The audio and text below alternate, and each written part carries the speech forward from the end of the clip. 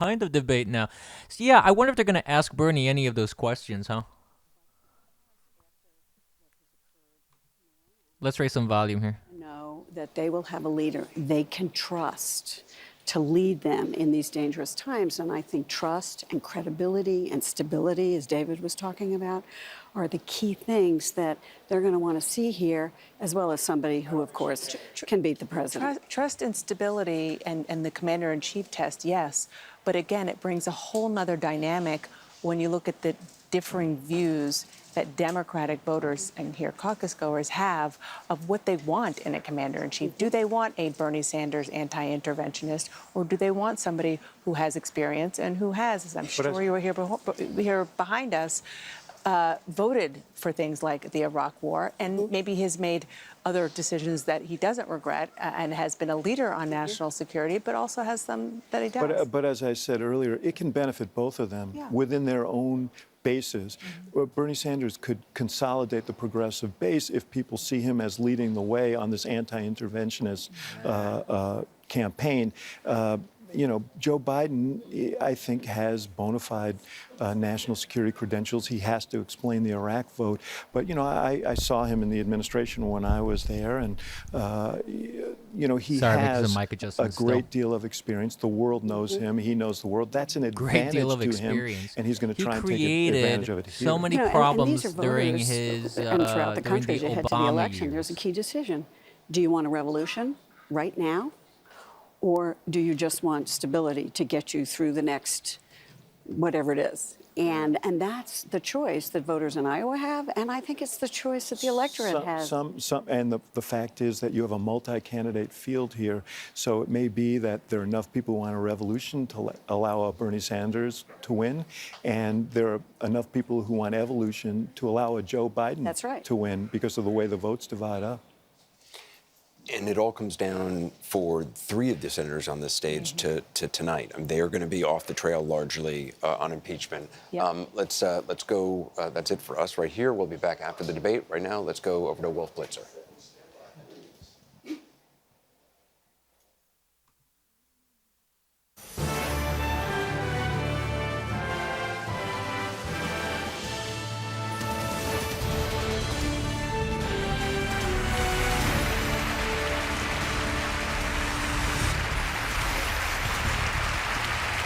Live from Drake University in Iowa.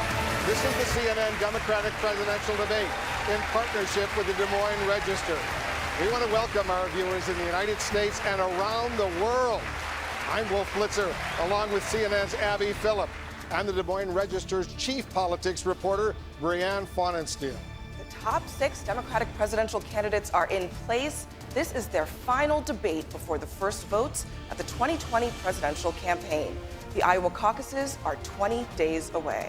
Before we begin, a reminder of the ground rules. You'll each receive 75 seconds to answer questions, 45 seconds for responses and rebuttals, and 15 seconds for clarifications. Please refrain from interrupting your fellow candidates, as that will count against your time. All right, so let's begin right now. Just this month, the United States and Iran were on the brink of war, which has reignited the debate over America's role in the world and which of you is best prepared to be commander-in-chief. So let's have the debate right now. Senator Sanders, why are you best prepared, the best prepared person on this stage to be commander-in-chief? Yes, I think my record speaks to that, Wolf. In 2002, when the Congress was debating whether or not we go into a war in Iraq, invade Iraq, I got up on the floor of the House and I said that would be a disaster. It would lead to unprecedented levels of chaos in the region. And I not only voted against the war, I helped lead the effort against that war.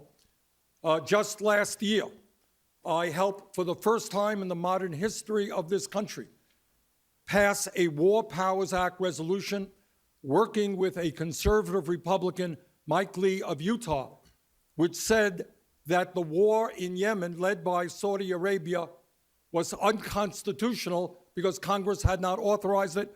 We got a majority vote in the Senate. We got a majority vote in the House. Unfortunately, Bush vetoed that, and that horrific war continues. I am able to work with Republicans. I am able to bring people together to try to create a world where we solve conflicts over the negotiating table, not through military efforts. Vice President Biden, you talk a lot about your experience, but some of your competitors have taken issue with that experience, questioning your judgment in voting to authorize the Iraq War. Why are you the best prepared person on this stage to be commander-in-chief? I said 13 years ago it was a mistake to give the president the authority to go to war if, in fact, he couldn't get inspectors into Iraq to stop what thought to be the attempt to get a nuclear weapon. It was a mistake, and I acknowledge that. But right out, the man who also argued against that war, Barack Obama, picked me to be his vice president. And once we were elected president, and vice president, he turned to me and asked me to end that war. I know what it's like to send a son or daughter, like our colleague has gone to war in Afghanistan, my son for a year in Iraq. And that's why I do it very, very reluctantly. That's why I led the effort, as you know, Wolf, against surging tens of thousands of troops into Afghanistan. We should not send anyone anywhere unless the overwhelming vital interests of the United States are at stake. They were not at stake there. They were not at stake in Iraq, and it was a mistaken vote. But I think my record overall on everything we've done has been, I'm prepared to compare it to anybody's on this stage. Senator Sanders, you have been attacking Vice President Biden's vote on the Iraq War, but you recently acknowledged that your vote to authorize the war in Afghanistan was also a mistake. So you've both acknowledged mistakes. Why should the American people trust your judgment more? Well, it's a little bit of a difference. On that particular vote, every single member of the House, including myself, voted for it. Only Barbara Lee voted against it. But what I understood right away in terms of the war in Iraq, the difference here is that the war in Iraq turned out to be the worst foreign policy blunder in the modern history of this country. As Joe well knows, we lost 4,500 brave troops. Hundreds of thousands of Iraqis died. We have spent trillions of dollars on that endless war, money which should go into healthcare and education and infrastructure in this country. Joe and I listened to what Dick Cheney and George Bush and Rumsfeld had to say. I thought they were lying. I didn't believe them for a moment. I took to the floor. I did everything I could to prevent that war. Joe saw it differently. Vice President Biden. I was asked to bring 156,000 troops home from that war, which I did. I led that effort. It was a mistake to trust that they weren't going to go to war. They said they were not going to go to war. And created a void that pretty much made ISIS proliferate, but whatever. Tomato, tomatoes. Inspectors in, and they still went to war. From that point on, I was in the position of making the case that it was a big, big mistake. And from that point on, I moved to bring those troops home. Senator Klobuchar, you've publicly questioned Mayor Buttigieg's experience when it comes to being commander-in-chief. Why is your time as a U.S. Senator more valuable than his time as a U.S. Naval Intelligence Officer in Afghanistan and as mayor? Thank you, Wolf. And I've been very clear that I respect the mayor's experience very much in the military. I just have different experience. I've been in the U.S. Senate for over 12 years. And I think what you want in a president is someone who has dealt with these life and death issues and who has made decisions. I will look at my position on the Iraq War first. I wasn't in the Senate for that vote, but I opposed that war from the very beginning. In my first campaign for Senate, I ran against a Republican who ran ads against me on it, but I stood my ground. When I got to the Senate, I pushed to bring our troops home. Then I have dealt with every issue from Afghanistan to keeping our troops with good health care after what we saw with Walter Reed and being part of an effort to improve the situation. Yeah, life and death experience against a veteran. I heard that too. And with their jobs and also with their health care. I think right now what we should be talking about, though, Wolf, is what is happening right now with Donald Trump. Donald Trump is taking us pell-mell toward another war. We have a very important resolution. We just found out today that 4 Republicans are joining Democrats to go to him and say you must have an authorization of military force if you're going to go to war with Iran. that is so important, because we have a situation where he got us out of Nobody the went to Iranian war with nuclear deal, Iran. It something was I just worked a on, tit for for a tat. So significant this period of whole time. thing As about going to president, I war will is get just us back into nonsense. that agreement. I will Thank take an you. oath to protect and defend our Constitution, thank you. and I will mean it. Thank you, Senator Klobuchar. We're going to continue talking about who's best prepared to be Commander-in-Chief. Mayor Buttigieg. Well, I bring a different perspective. There are enlisted people that I served with, barely old enough to remember those votes on the authorization after 9/11, on the war in Iraq. And there are people now old enough to enlist who were not alive for some of those debates. The next president is going to be confronted with national security challenges different in scope and in kind from anything we've seen before. Not just conventional military challenges, not just stateless terrorism, but cybersecurity challenges, climate security challenges, foreign interference in our elections. It's going to take a view to the future as well as the readiness to learn from the lessons of the past. And for me, those lessons of the past are personal. Senator Warren, in our Which new didn't CNN even- Des Moines Register poll, almost a third of your supporters say your ability to lead the military is more of a weakness than a strength of yours. Why are you best prepared to be commander? He didn't really answer the question, though. The principal job of the commander-in-chief is to keep America safe. And I think that's about judgment. I think it starts with knowing our military. I sit on the Senate Armed Services Committee. I work with our generals, with our military leaders, with our intelligence. But I also visit our troops. I visit our troops around the world. I've been to Afghanistan, to Iraq, to Jordan, to South Korea. I've been to lots of places to talk with our troops. And I fight for our troops to make sure that they get their pay, that they get the housing and medical benefits that they've been promised, that they don't get cheated by giant financial institutions. You know, I have 3 brothers who are in the military, and I know how much our military families sacrifice. But I also know that we have to think about our defense in very different ways. We have to think about cyber, we have to think about climate, we also have to think about how we spend money. We have a problem with a revolving door in Washington between the defense industry and the Department of Defense and the Pentagon. That is corruption, pure and simple. We need to block that revolving door, and we need to cut our defense budget.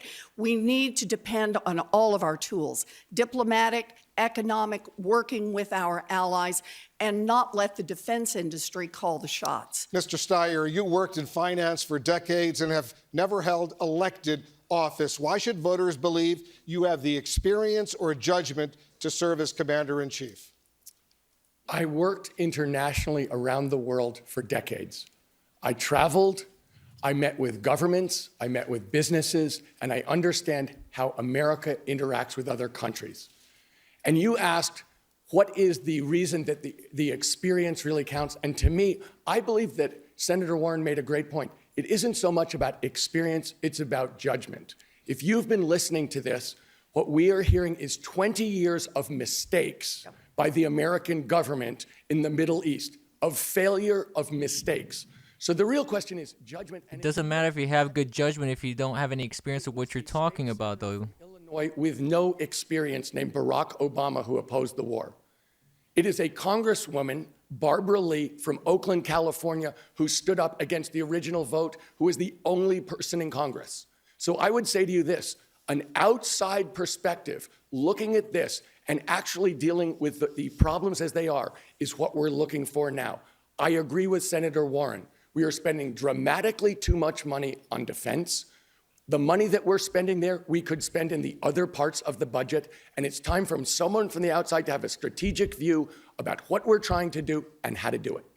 Senator Sanders, in the wake of the Iran crisis, Iran's Ayatollah Khamenei has again called for all U.S. troops to be pulled out of the Middle East, something you've called for as well. Yet when American troops last left Iraq, ISIS emerged and spread terror across the Middle East and indeed around the world. How would you prevent that from happening again? Okay, let me tell you, but before I tell you that, let me tell you something else.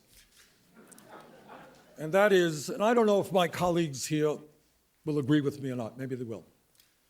But what we have to face as a nation is that the 2 great foreign policy disasters of our lifetimes were the war in Vietnam and the war in Iraq. Both of those wars were based on lies.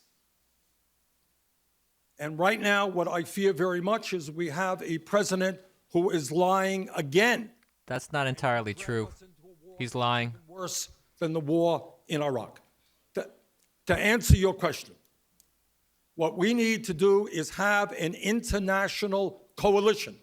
We cannot keep acting unilaterally. As you know, the nuclear deal with Iran was worked on with a number of our allies. We have got to undo what Trump did, bring that coalition together, and make sure that Iran never gets a nuclear weapon. Vice President Biden. I was part of that deal to get the nuclear agreement with Iran, bringing together the rest of the world, including some of the folks who aren't friendly to us. And it was working. It was working. It was being held tightly. There was no... It was not working. There was no way to verify whether Iran was actually following what they were, what the plan said. This is ridiculous. Pulled out of that agreement, Trump, what exactly would happen. We're now isolated. We're in a situation where our allies in Europe are making a comparison between the United States and Iran, saying both ought to stand down, making a moral equivalence. We have lost our standing in the region. We have lost the support of our allies. The next president has to be able to pull those folks back together. You're right, Meave. You're right. And insist that Iran go back into the agreement, which I believe with the pressure applied, as we put on before, we can get done. So just to be clear, Vice President Biden, would you leave troops in the Middle East or would you pull them out? I would leave troops in the Middle East in terms of patrolling the Gulf, where we are now, small numbers of troops. And I think it's a mistake to pull out the small number of troops that are there now to deal with ISIS. What's happened is now that he's gone ahead, the president, and started this whole process moving, what's happening? ISIS is going to reconstitute itself. We're in a position where we have to pull our forces out. Americans have to leave the entire region. And quite frankly, I think he's flat out lied about saying the reason he went after, the reason he made the strike was because our embassies were about to be bombed. Senator Klobuchar, what's your response? I would leave some troops there, but not in the level that Donald Trump is taking us right now. Right. Afghanistan, I have long wanted to bring our troops home. I would do that. Some would remain for counterterrorism and training. In Syria, I would not have removed the 150 troops from the border with Turkey. I think that was a mistake. I think it made our allies and many others much more vulnerable to ISIS. And then when it comes to Iraq, right now, I would leave our troops there, despite the mess that has been created by Donald Trump. At the briefing we had last week, I was the only person on this stage that asked a question of both the Secretary of Defense and the Secretary of State. And I asked them about imminent threat, but I also asked them what their alternatives were. And they gave very vague answers. I asked them, where is the surge of diplomacy that we would be seeing if I was president? And I asked them where they were going to leave the Iraq. That's a ridiculous question to ask as a senator. Also, well, you know what? Never mind. I was going to make another comment, but let her talk. Senator Warren, leave combat troops, at least some combat troops in the Middle East, or bring them home? No, I think we need to get our combat troops out. You know, we have to stop this mindset that we can do everything with combat troops. Our military is the finest military on earth, and they will take any sacrifice we ask them to take. But we should stop asking our military to solve problems that cannot be solved militarily. Our keeping combat troops there is not helping. We need to work with our allies. We need to use our economic tools. We need to use our diplomatic tools. Now, look, I understand. There are people on this stage, when it comes to Afghanistan, for example, who talk about 5 more years, 10 more years. Shoot, Lindsey Graham talks about leaving troops there for 100 more years. No one has a solution and an end point. We need to get our combat troops out. They are not helping create more safety for the United States or the region. Vice President Biden, is Senator Warren right? Well, I'll tell you what, there's a difference between combat troops and leaving special forces in a position. I was part of the coalition that put together 68 countries to deal with stateless terror as well as failed states. Not us alone. 68 other countries. That's how we were able to defeat and end the caliphate for ISIS. They'll come back if we do not deal with them and we do not have someone who can bring together the rest of the world to go with us with small numbers of special forces we have to organize the effort to take them down. Mayor Buttigieg, you served in Afghanistan. Who's right? We can continue to remain engaged without having an endless commitment of ground troops. But what's going on right now is the president's actually sending more. The very president who said he was going to end endless war, who pretended to have been against the war in Iraq all along, though we know that's not true, now has more troops going to the Middle East. And whenever I see that happen, I think about the day we shipped out and the time that was set aside for saying goodbye to family members. I remember walking with a friend of mine, another lieutenant I trained with, as we walked away, and his 1.5-year-old boy was toddling after him, not understanding why his father wasn't turning back to scoop him up. And it took all the strength he had not to turn around and look at his boy one more time. That is happening by the thousands right now as we see so many more troops sent into harm's way. And my perspective is to ensure that that will never happen when there is an alternative as Commander-in-Chief. Senator Sanders. Buttigieg sounds incredibly scripted, and that sounds like an incredibly fake story, yes. Paycheck to paycheck. 87 million people have no health care or are underinsured. We got 500,000 people sleeping out on the streets tonight. The American people are sick and tired of endless wars, which have cost us trillions of dollars. Our job is to rebuild the United Nations, rebuild the State Department, make sure that we have the capability of bringing the world together to resolve international conflict diplomatically and stop the endless wars that we have experienced. We're going to get to everyone, but Vice President Biden, you criticized President Trump's decision to kill the Iranian General Soleimani without first going to Congress. Are there any circumstances other than a direct attack on the United States where you would take military action without congressional approval? I ran the first time as a 29-year-old kid against the war in Vietnam on the grounds that only way to take a nation to war is with the informed consent of the American people, the informed consent of the American people. And with regard to this idea that we can walk away and not have any troops anywhere, including special forces, there's no way you negotiate or been able to negotiate with terrorists. You have to be able to form coalitions to be able to defeat them or contain them. If you don't, we end up being the world's policemen again. They're going to come to us. They've come to us before, they'll come to us again. So it's a fundamental difference than negotiating with other countries. It's fundamentally the requirement that we use our special forces in small numbers to coordinate with other countries to bring together coalitions. Mr. Vice President, just to be clear, the Obama-Biden administration did not ask Congress for permission multiple times when it took there it is. action. So would the Biden doctrine be different? No, there was the authorization for the use of military force that was passed by the United States Congress, House, and Senate, signed by the President. That was the authority. It does not give authority to go into Iran. It gave authority to deal with these other issues. Mayor Buttigieg. That authorization needs to be replaced. Exactly. We tried to. Look, when we lost troops in Niger, there were members of Congress who admitted they didn't even know we had troops there. And it was all pursuant to an authorization that was passed to deal with al-Qaeda and 9/11. And often Congress has been all too happy to leave aside its role. Now, thanks to Democrats in Congress, that's changing. But the reality is, year after year, Congress didn't want to touch this either because it was so politically difficult. Fundamental truth is, if our troops can summon the courage to go overseas into harm's way, often on deployment after deployment, then we've got to make sure that Congress has the courage to take tough up or down votes on whether they ought to be there. And when I am president, anytime, which I hope will never happen, but anytime I'm compelled to use force and seek that authorization, we will have a 3-year sunset so that the American people are included not only in the decision about whether to send troops. 3-year sunset, good Lord. Give the enemy every information you need. How about you just give them troop movements as well and strategies and all of our weapon specifications? Military action without congressional approval. Well, imminent threat, but we need an authorization for the use of military force before we take this nation into combat.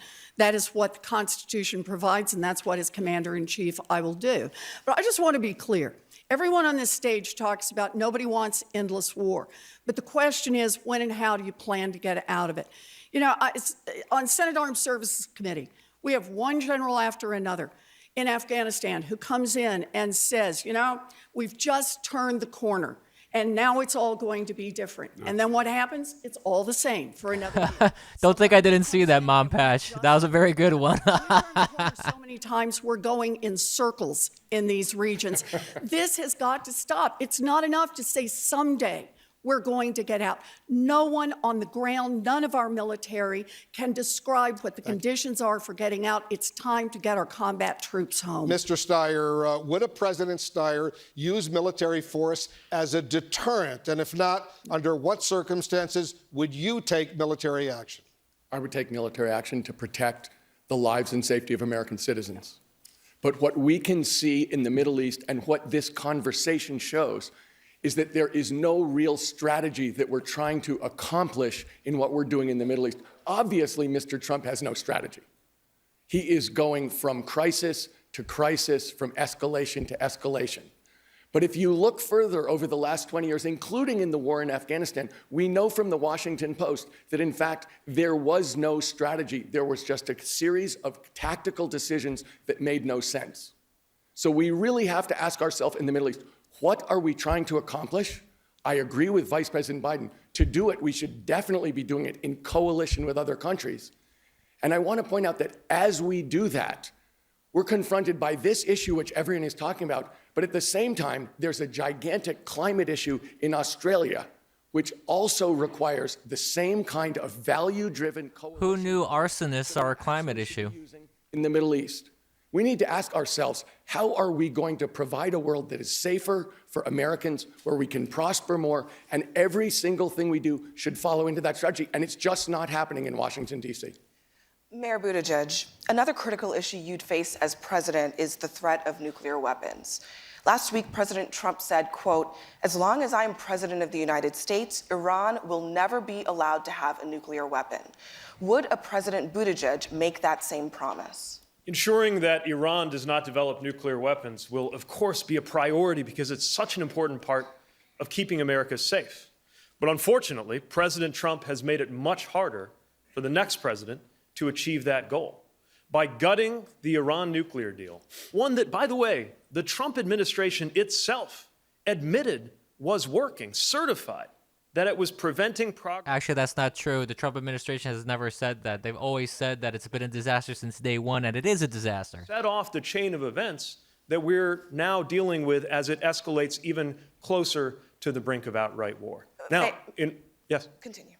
In order to get that done, we've got to work with our partners. The Iran nuclear deal, the technical term for it was the JCPOA. That first letter J stood for joint. We can't do this alone, even less so now, after everything that has happened, which is why it will be so critically important to engage leaders, including a lot of new leaders emerging around the world, and ensure that we have the alliances. Emerging. It's not just an American goal, but a widely shared goal around the world to ensure that Iran does not become a nuclear-armed country. And Mayor Buttigieg, to be clear, would you allow Iran to become a nuclear power, yes or no? No. That our security depends on ensuring that Iran does not become nuclear. And by the way, we've got a lot of other challenges with nuclear proliferation around the world. Despite this president's coziness with Vladimir Putin, we actually seem to be further away from being able to work with Russia on things like the renewal of START. We've got to move toward less, not more, nuclear danger, whether it is from states, from stateless potential terrorist actors, Thank you, Mayor or anywhere else around the world. Thank you, Mayor Buttigieg. Senator Klobuchar, if you become president, it's very possible there won't be an Iran nuclear deal for the United States to rejoin. Given that, how would you prevent Iran from gaining a nuclear weapon? I would start negotiations again, and I won't take that as a given that our European partners are still trying to hold the agreement together. My issue is that because of the actions of Donald Trump, we are in a situation where they are now Iran is starting to enrich uranium again in violation of the original agreement. So what I would do is negotiate. I would bring As if they weren't before. I mean, how naive can you be? years ago, and I think that we can get this done. But you have to have a president that sees this as a number one goal. And in answer to the original question you asked the mayor, I would not allow Iran to have a nuclear weapon. And then you have to get an agreement in place. I think there are changes you can make to the agreement, better sunset, some changes to the inspections. But overall, that is what we should do. And I am the one person on this debate stage on the first night. Yeah, Klepto Klobuchar will eat a salad with a fork and have Iran clean it like she did with her servants.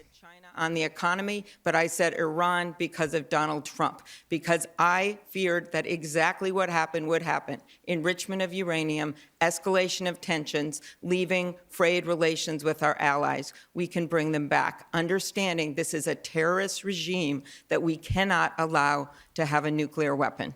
Vice President Biden, I want to ask you about North Korea. President Trump has met with Kim Jong-un 3 times. President Obama once said he would meet with North Korea without any preconditions. Would you meet with North Korea without any preconditions? No, not now. I wouldn't meet with him without any preconditions. Look, what we gave him everything he's looking for, legitimacy. The president showed up, met with him, gave him legitimacy, weakened the sanctions we have against him. I would be putting what I did as vice president. I met with Xi Jinping more than anyone else. I would be putting pressure on China to put pressure on Korea to cease and desist from their nuclear power, make their efforts to deal with nuclear weapons. I would move forward as we did before. The North Korean sanctions have not been weakened or lifted. I don't know what he's talking about. The sanctions have been there and they haven't budged, to my knowledge. China said to me, when Xi Jinping said to me, that's a threat to us, I said, we're going to move and protect our interests unless you get involved and protect it. I would reignite the relationship between Japan and South Korea, and I would put enormous pressure on China, because it's also in their interest for them to put pressure on. He's actually parroting what Trump said. Trump said he would have Xi from China put pressure on North Korea. So he's basically saying he's going to follow the Trump doctrine.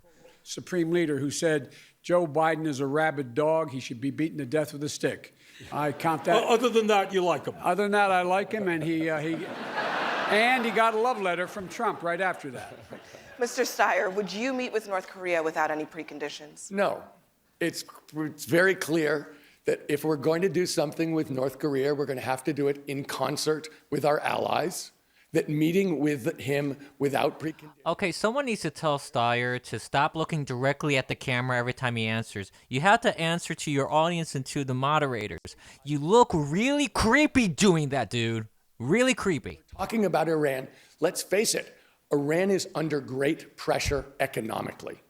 So every single discussion we've had about Iran has had to do with military power and America versus Iran. Whereas, in fact, what worked with President Obama was an alliance of our allies and us putting economic pressure on them for them to give up their military tactic.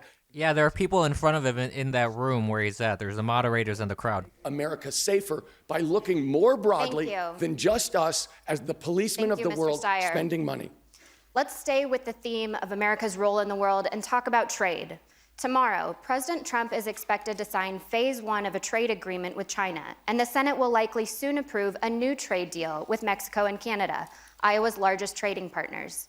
Senator Sanders, you have said that new deal, the USMCA, quote, makes some modest improvements, yet you're going to vote against it. Aren't modest improvements better than no improvements for the farmers and manufacturers who have been devastated here in Iowa? The answer is we could do much better than a Trump-led trade deal. This deal, and I think the proponents of it acknowledge, will result in the continuation of the loss of hundreds of thousands of good-paying jobs as a result of outsourcing. He thinks. So where's the evidence for that, you think? And I'm the guy who voted against NAFTA and against permanent normal trade relations with China, is that we have forced American workers to compete against people in Mexico, in China, elsewhere, who earn starvation wages, $1 or $2 an hour. Second of all, every major environmental organization This is ridiculous. no to this new trade agreement because it does not even have the phrase climate change in it. And given the fact that That doesn't matter. It's a trade agreement, not a climate agreement, you derp. this planet, I will not vote for a trade agreement that does not incorporate very, very strong principles to significantly lower fossil fuel emissions in the world. Yes, it is live, sir. To be clear, the AFL-CIO supports this deal. Are you unwilling to... As also Mexico and the U.S., Canada does. The Machinists Union does not, and every environmental organization in this country, including the Sunrise Organization, who were supporting my candidacy. Who cares about the freaking climate organizations? My God. Climate change in a moment. If we do not get our act together in terms of climate change, the planet that we're going to be leaving our kids and our children and our grandchildren will be increasingly unlivable We're going to and get to uninhabitable. climate change, but I'd like to stay on trade. Senator Warren. Well, they are the same in this issue. Senator Warren. No, they are you not. You support the USMCA. Why is Senator Sanders wrong? I do. I wasn't here. I haven't been in Congress long enough to have voted against NAFTA, but I led the fight against the trade deal with Asia and the trade deal with I'm not anti-Semitic. I'm anti-socialist. the American workers or environmental interests. But we have farmers here in Iowa who are hurting, and they are hurting because of Donald Trump's I also hate liars. trade wars. We have workers who are hurting because the agreements that have already been cut really don't have it. Anti-stupid as well. Yes, Mom Patch. This new trade deal is a modest improvement. Senator Sanders himself has said so. It will give some relief to our farmers. It will give some relief to our workers. I believe we accept that relief. We try to help the people who need help, and we get up the next day and fight for a better trade deal. We need a coherent trade policy. We need a policy that actually helps our workers, our farmers. We need them at the table, not just a trade policy written for big international companies. I'm ready to have that fight, but let's help the people Thank who you. need Senator help right Sanders, now. can you please respond to Senator Warren? Well, I think that it is not so easy to put together new trade legislation. If this is passed, I think it will set us back a number of years. Senator Warren is right in saying we need to bring the stakeholders to the table. It is the family farmers here in Iowa and in Vermont and around the country. That is the environmental community. That is the workers. Bottom line here is I am sick and tired of trade agreements negotiated by the CEOs of large corporations Senator Klobuchar, behind I'd like doors. to bring you in here. Brianne, I want to hit reality here. I serve on the Agriculture Committee, and I will never forget going to Crawfordsville here in Iowa, and thank you for bringing up Iowa, Brianne, since that is where we are. And I went to this plant, and there was one worker left in that plant. That plant had been shut down because of Donald Trump's trade policies and because of what he had done to those workers with giving secret waivers to oil companies and ruining the renewable fuel standard. That worker brought out a coat rack. I never heard of any of this nonsense. I think she's just making stuff up because I've never seen any evidence of anything that they claim of that kind. Uniforms. Derek, Mark, Salvador. And that guy started to cry. Sounds like a fake story as well. These emotional pleas are nonsense. To do, and I support the USMCA. I am glad that these improvements were made that are supported by people like Richard Trumka and Sherrod Brown on labor and environment and on pharma, the sweetheart deal, because I think we need a big trading bloc with North America to take on China. And the way you are stronger with China is with your allies. Mayor Buttigieg, do you support the USMCA, yes or no? Yes, it has been improved. It is not perfect. But when you sit down with the people who are most impacted, they share just how much harm has been done to them by things like the trade war and just how much we can benefit American consumers and workers and farmers by making sure we have the right kind of labor and enforceability as Democrats ensured we got in this USMCA. But let's acknowledge why there is such fear and frustration. You know, in my part of the country, in the industrial Midwest, I remember when they came around in the 90s, selling trade deals, telling us, don't worry about your slice of the pie. The pie will get so much bigger that everyone will be better off. And that promise was broken. The part about the pie getting bigger happened. It's just that the part about it getting to most people where I live did not. That is why there is such frustration. The sense that these Thank decisions you. in boardrooms and in committee rooms in Washington are Except that's not true because all demographics show that wages have gone up for everybody, prosperity has gone up for everybody. Sanders has said Donald Trump will, quote, eat your lunch for voting yes on what he calls terrible trade agreements. When it comes to trade, why are you the best candidate to take on President Trump? There will be no trade agreement signed in my administration without environmentalists and labor at the table. And there will be no trade agreement until we invest more in American workers. We should be putting our money and our effort and our time in preparing American workers to compete in the 21st century on the high-tech side, dealing with all artificial intelligence. We should be focusing on equipping American workers to do that. And by the way, the idea, I don't know that there's any trade agreement that So he's telling all the workers to learn to code, basically. the problem is that 95% of the customers are out there. So we better figure out how we begin to write the rules of the road, not China. Senator Sanders. Joe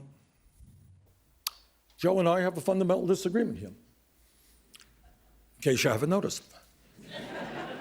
And that is NAFTA, PNTR with China, other trade agreements were written for one reason alone, and that is to increase the profits of large multinational corporations.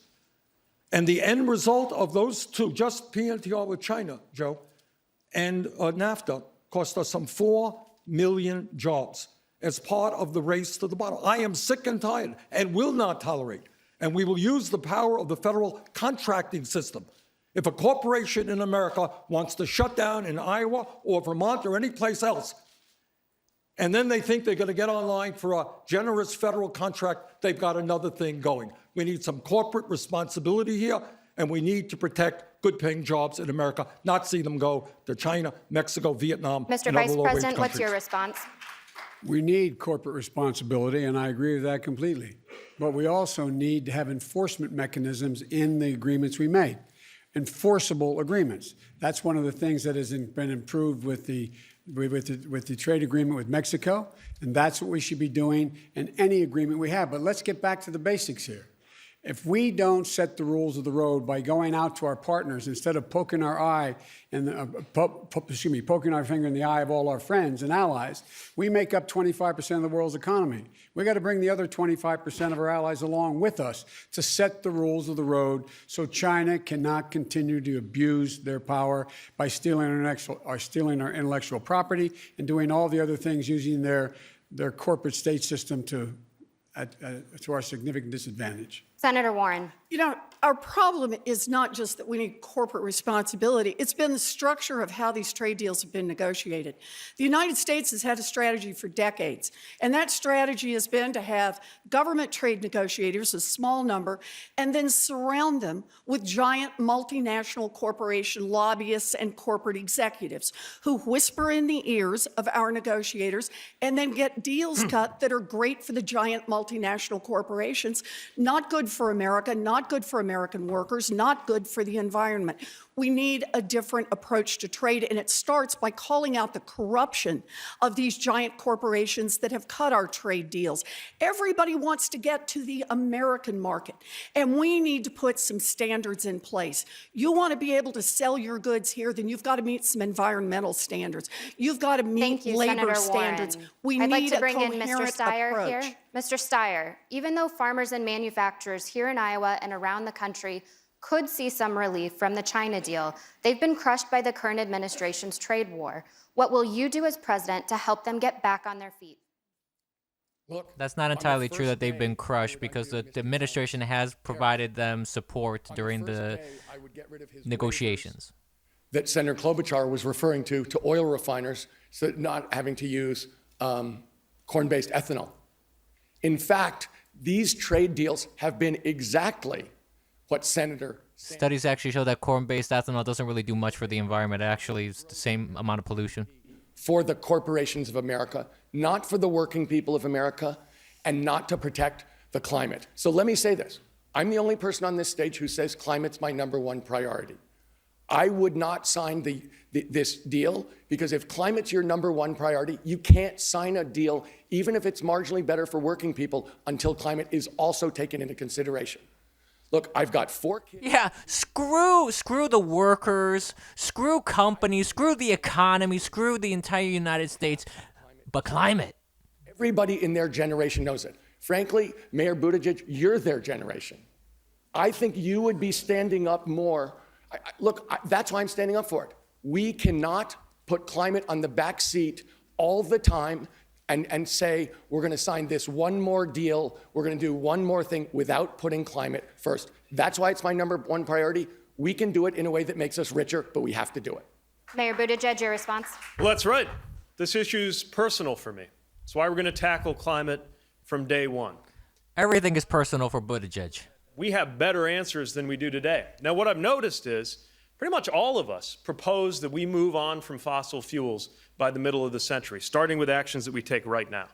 The question is, how are we going to make sure any of this actually gets done?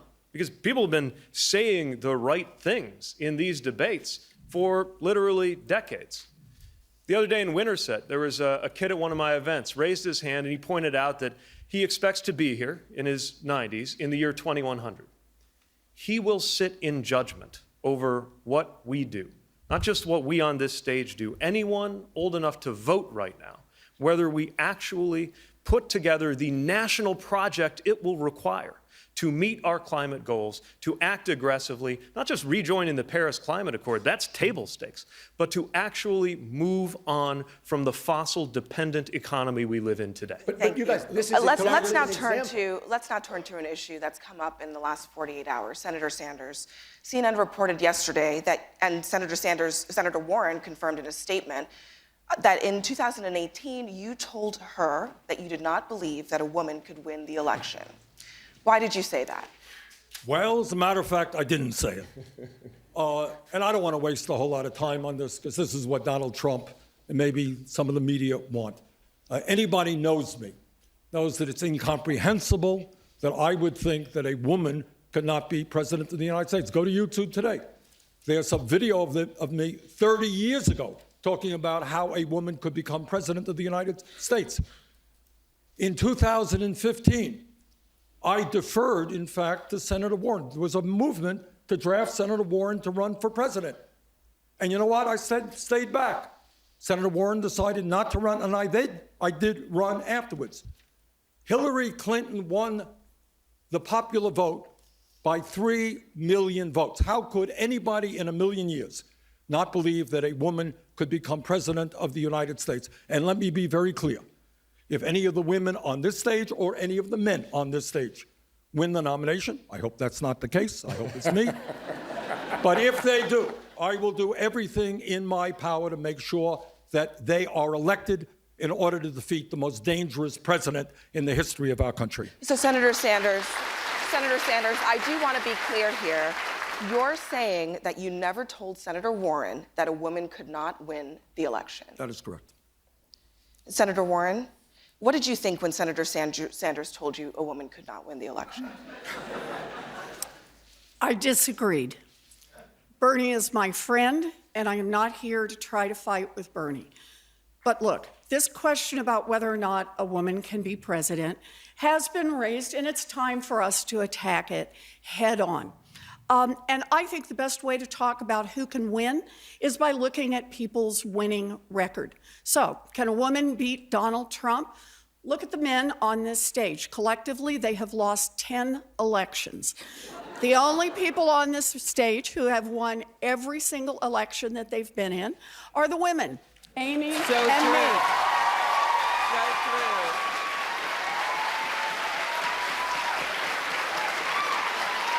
And the only person on this stage who has beaten an incumbent Republican any time in the past 30 years is me. And here's what I know. The real danger that we face as Democrats is picking a candidate who can't pull our party together or someone who takes for granted big parts of the Democratic constituency. We need a candidate who will excite all parts of the Democratic Party, bring everyone in, and give everyone a Democrat to believe in. That's my plan, and that is why I'm going to win. Senator Klobuchar. Thank you. Senator Klobuchar, what do you say to Thank people you, Elizabeth. who don't? Senator Klobuchar, what Yes, do you say? I would like Senator to point Klobuchar, out. let me finish my question. okay. What do you say to people who say? I thought it was such an open end. I wasn't at the meeting, so I can't comment, but I was going to say. What do you say to people who say that a woman can't win this election? I hear that. People have said it. That's why I've addressed it from this stage. I point out that you don't have to be the tallest person in the room. James Madison was 5'4". You don't have to be the skinniest person in the room. You don't have to be the loudest person. You have to be competent. And when you look at the facts, Michigan has a woman governor right now, and she beat a Republican, Gretchen Whitmer. Kansas has a woman. Yeah, a horrible governor that already is doing a lot of damage to Michigan. I'm very proud to know her, and her name is Governor Kelly. Thank you. Third, I would add to this, you have to be competent to win, and you have to know what you're doing. And when you look at what I have done, I have won every race, every place, every time. I have won in the reddest of districts. I have won in the suburban areas, in the rural areas. I have brought people with me. That is why I have the most endorsements of current Iowa legislators and former Iowa legislators in this race. Thank you. Because I know I bring people with me. And finally, Why is she still on the stage anyways? I thought she's like pulling garbage. opponents have gotten out of politics for good. And I think that sounds pretty good. I think that sounds pretty good with the guy we have in the White House right now. Senator Sanders, you can respond. Well, just to set the record straight, I defeated an incumbent Republican running for Congress. When? 1990.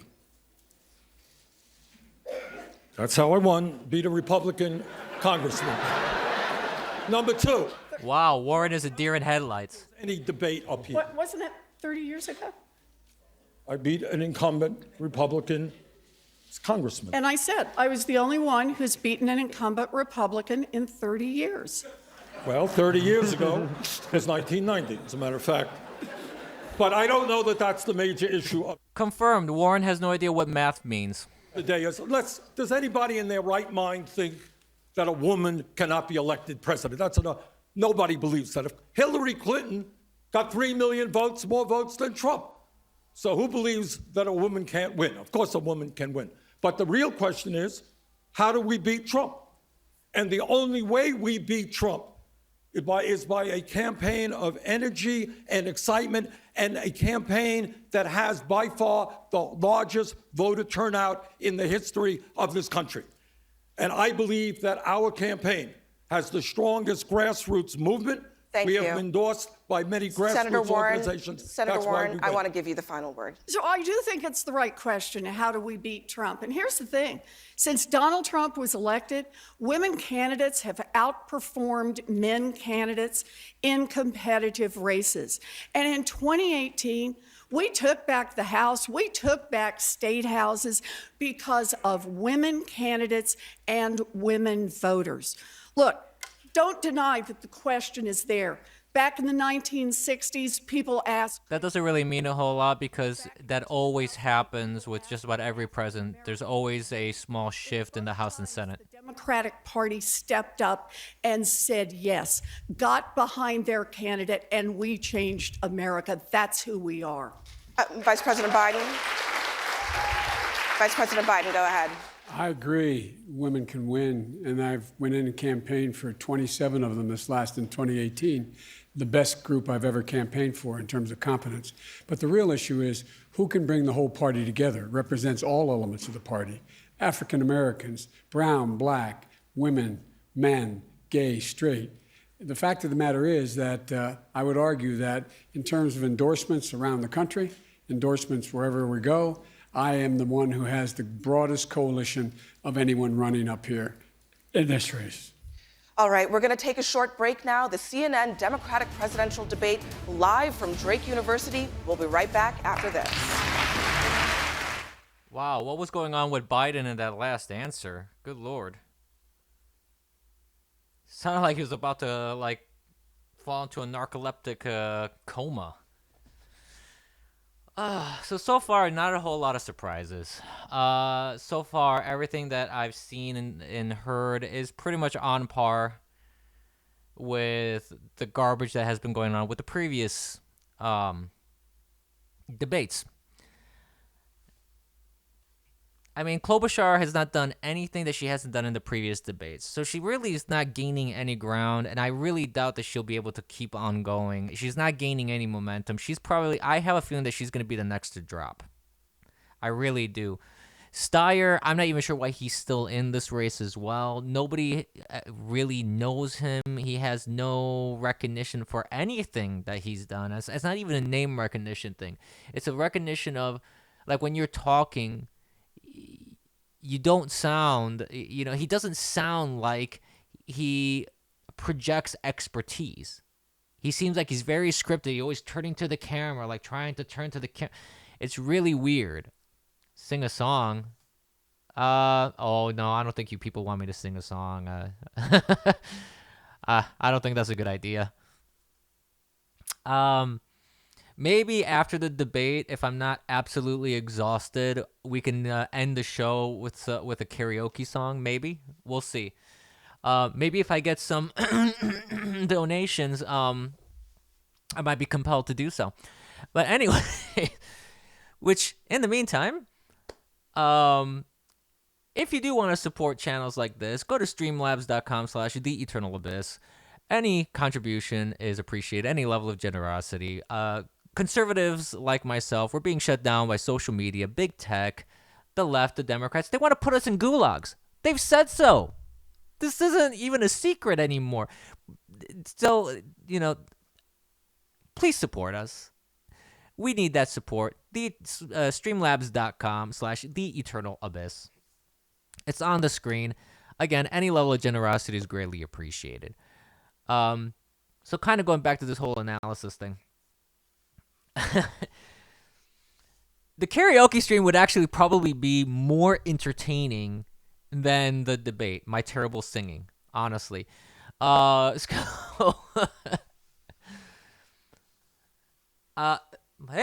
what's wrong with Stalin's stash? Of course. He says, what's wrong with gulags? What's wrong?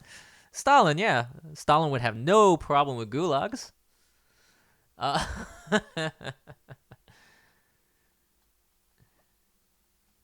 Yeah, also, I'm sure YouTube is up, and if people want to do super chats, they can. I can see if maybe I can read off some of those. If anybody's watching on YouTube, I really don't know, because I primarily stream on bitwave.tv, dlive.tv, Periscope, and I'm trying out the Just Chat and Twitch. So hi, all you Twitch people. If you're watching, I appreciate it. I'm not really paying attention too much to the chat, I'm afraid. So actually, let me take a look if I can. I was having performance issues, having too many chat windows up, so I only have Bitwave up right now. The Eternal Abyss, pay me. Hey, I gotta do something to keep this channel going. I can't do it all out of pocket, my friends. But anyways, like I said, this is a side thing. This is JMA_TV debate you on what? Maybe on another stream. I'm not gonna debate you right today. Tomorrow is my actual usual episode. By the way, tune in tomorrow, Wednesday, 7:30 p.m. I may change that to 8 p.m. I haven't nailed down the time. It depends on how things work out for my schedule tomorrow. So approximately between 7:30 and 8 p.m. Episode, if I'm not mistaken, it should be 26 of The Abyss. I welcome everyone to come on in on all the different platforms that I'm on. And while I'm shilling for donations and all that kind of stuff, please consider following all the platforms that I'm on. I am on Twitter, Gab, Minds, Parler, BitChute, YouTube, Periscope, of course, DLive, and Bitwave. And now back to the debate. Donald Trump is trying to repeal Obamacare, including the protections for pre-existing conditions. We all know that each of you... Untrue. He's actually fixing and maintaining the pre-existing conditions things, but whatever. Senator Sanders, you've consistently refused to say exactly how much your Medicare for All plan is going to cost. Don't voters deserve to see the price tag before you send them a bill that could cost tens of trillions of dollars? Well, what I will tell you is Medicare for I have not owned Air Jordans, never. comprehensive health care to every man, woman, and child will cost substantially less than the status quo. Medicare for all will end the absurdity of the United States paying by far the highest prices in the world for prescription drugs and health care in general. While we have 87 million uninsured and uninsured and underinsured, and while 30 people die each year. Under Medicare for all, one of the provisions we have to pay for it is a 4% tax on income, exempting the first $29,000. So the average family in America that today makes $60,000 would pay $1,200 a year, compared to that family paying $12,000 a year. We save money, comprehensive health care, because we take on the greed and the profiteering and the administrative nightmare that currently exists in our dysfunctional system. Vice President Biden, does Senator Sanders owe voters a price tag on his health care plan? I think we need to be candid with voters. I think we have to tell them what we're going to do and what it's going to cost. And a 4% tax on income over $24,000 doesn't even come close to paying for between 30 and some estimates as high as $40 trillion over 10 years. That's doubling the entire federal budget per year. There's a way to do that. The way to do that is to take Obamacare, reinstate, rebuild it, provide a public option, allow Medicare for those folks who want it, and in fact, make sure that we, in the process, reduce the cost of drug prices, reduce the cost of being able to buy into the subsidize it further, and make it everybody available to everyone. Except that Obamacare raised all the prices, jackass. $740 billion over 10 years. I lay out how I pay for that. Senator Sanders? Well, first of all, what Joe forgets to say is when you leave the current system as it is, what you are talking about are workers paying, on average, 20% of their incomes for health care. That is insane. You got 500,000 people going bankrupt because they cannot pay their medical bills. We're spending twice as much per capita on health care as do the people of any other country. Look, we've talked about health care for all in this country for over 100 years. Now is the time to take on the greed and corruption of the healthcare industry, of the drug companies, and finally, There was no healthcare industry 100 years ago. What the hell is he talking about? program. It won't be easy, but that is what we have to do. You can do it Vice without President that. Biden. You can do it without Medicare for all. You can get the same Abby. place. Senator Klobuchar, your response. Yeah, Senator Sanders and I have worked together on pharmaceuticals for a long, long time, and we agree on this. But what I don't agree with is that his position on health care. This debate isn't real. I was in Vegas the other day, and someone said, don't put your chips on a number on the wheel that isn't even on the wheel.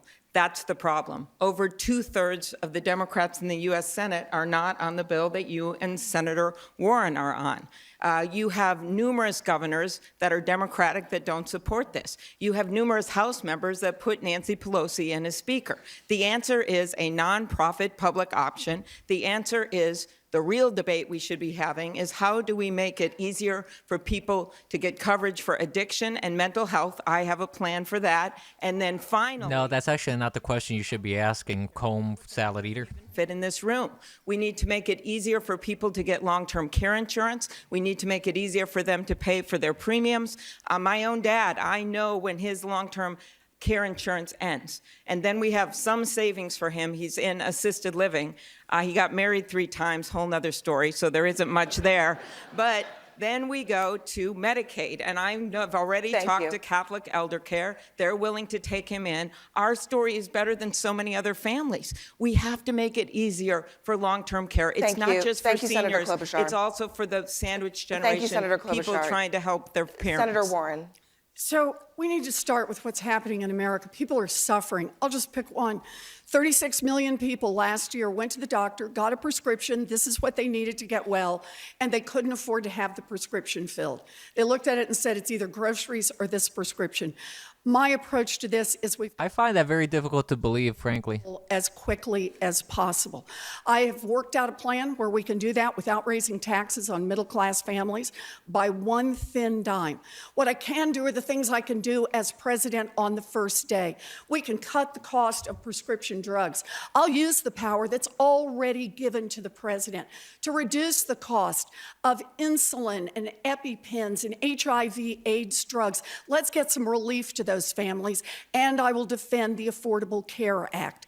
I've got a plan to expand health care, but let's keep in mind, when we come to a general election, we Democrats may argue among each other about the best way to do health care, but we're going to be up against a Republican incumbent who has cut health care for millions of people and is still trying to do that.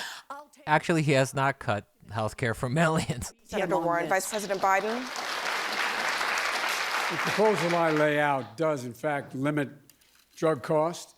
It allows all the drug companies, it allows you to Medicare to negotiate with drug companies for the price. It sets a system whereby you cannot raise the price of a drug beyond the cost of medical inflation. And by the way, there's mental health parity that I call for in the Obamacare expanded with the Biden option. Mr. Steyer. Look, we've had this conversation on this stage so many times. Everybody on this stage believes that affordable health care is a right for every single American. Everybody on this stage knows that Americans are paying twice as much for health care. He was hoping for an applause there. Do you see that little pause? And the government has to step in. I do happen to agree with Vice President Biden that we should move and develop the Affordable Care Act with a public option. But the real question is this. This is not a new problem. Why do we keep having this conversation? We have a broken government. It has been bought by corporations that include the drug companies, the insurance companies, and the private hospitals. Yep. That's what I'm talking about. How do we get back government of, by, and for the people? How do we actually break the corporate stranglehold on our government so that we can get any of these things passed? Thank you, Mr. Steyer. And what's with the plaid tie? Come on, man. Proposals would double federal spending over the next decade, an unprecedented level of spending not seen since World War II. How would you keep your plans from bankrupting the country? No, our plan wouldn't bankrupt the country, and in fact, it would much improve Nah, it'll pretty much bankrupt the country. And the middle class. Let us be clear what Medicare for All does. It ends all premiums. It ends all copayments. It ends the absurdity of deductibles. It ends out-of-pocket expenses.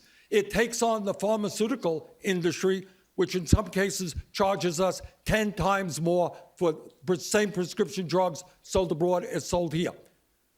What we will do through a Medicare for All single-payer program is substantially lower the cost of health care for employers and workers because we end the $100 billion a year that the healthcare industry makes and the $500 billion a year we spend in the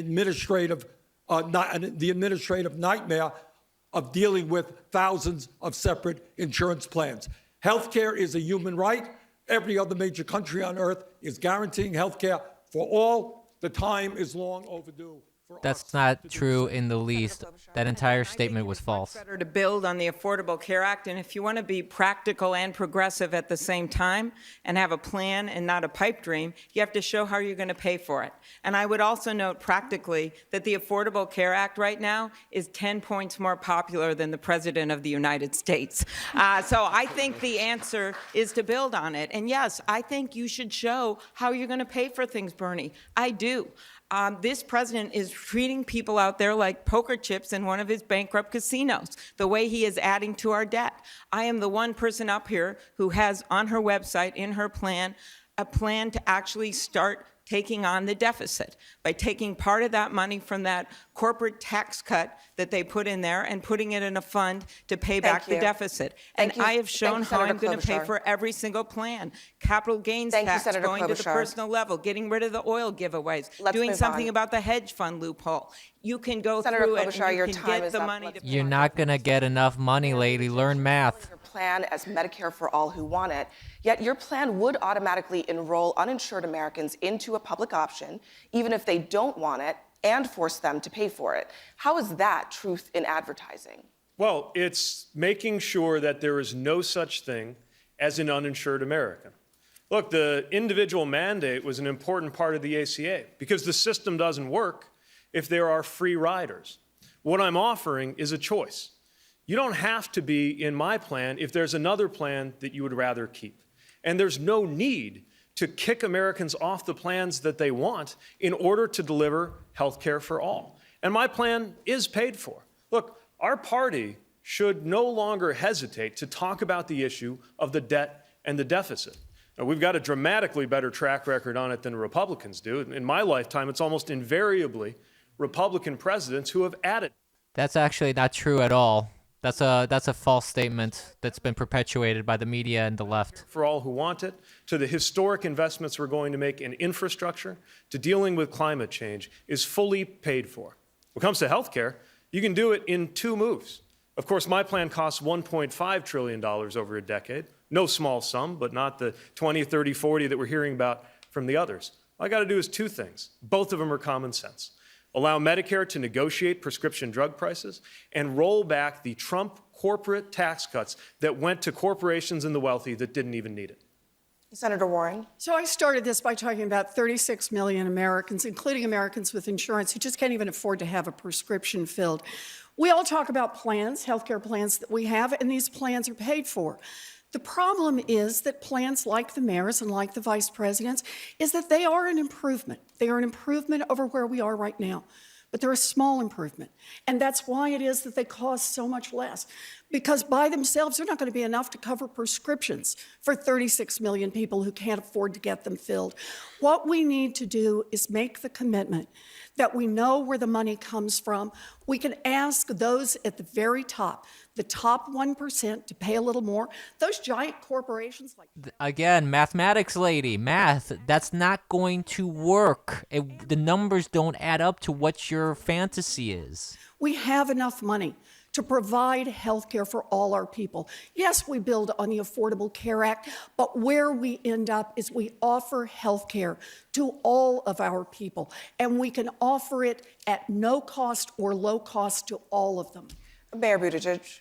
It's just not true that the plan I'm proposing is small. We got to move past a Washington mentality that suggests that the bigness of plans only consists of how many trillions of dollars they put through the Treasury, that the boldness of a plan only consists of how many Americans it can alienate. This would be a game changer.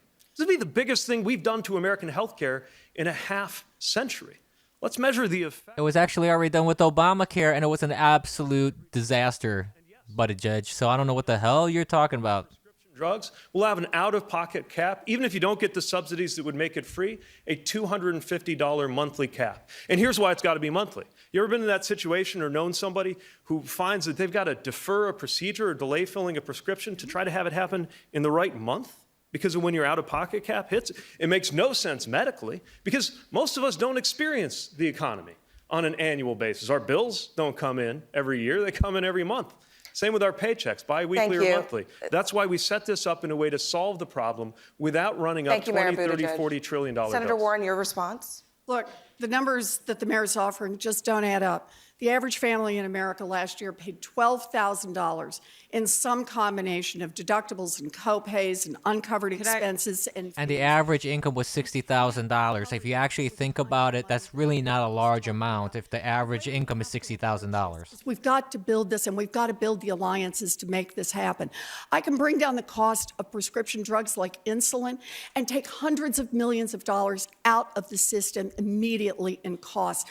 We can get help to families, but we have to be willing to work together. We can let people experience what healthcare is like when it's you and your doctor, your mental health professional, your nurse practitioner with no insurance company standing in the middle. When people try it and use it, then Senator Warren, you acknowledged that Medicare for All, that you couldn't get there right away. You got on the bill that said on page 8, which is why I didn't get on it, that you would kick 149 million Americans off their current health insurance. Then, a few months ago, you said, no, you're going to wait a while to get there. And I think that was some acknowledgement that maybe what we're talking about is true.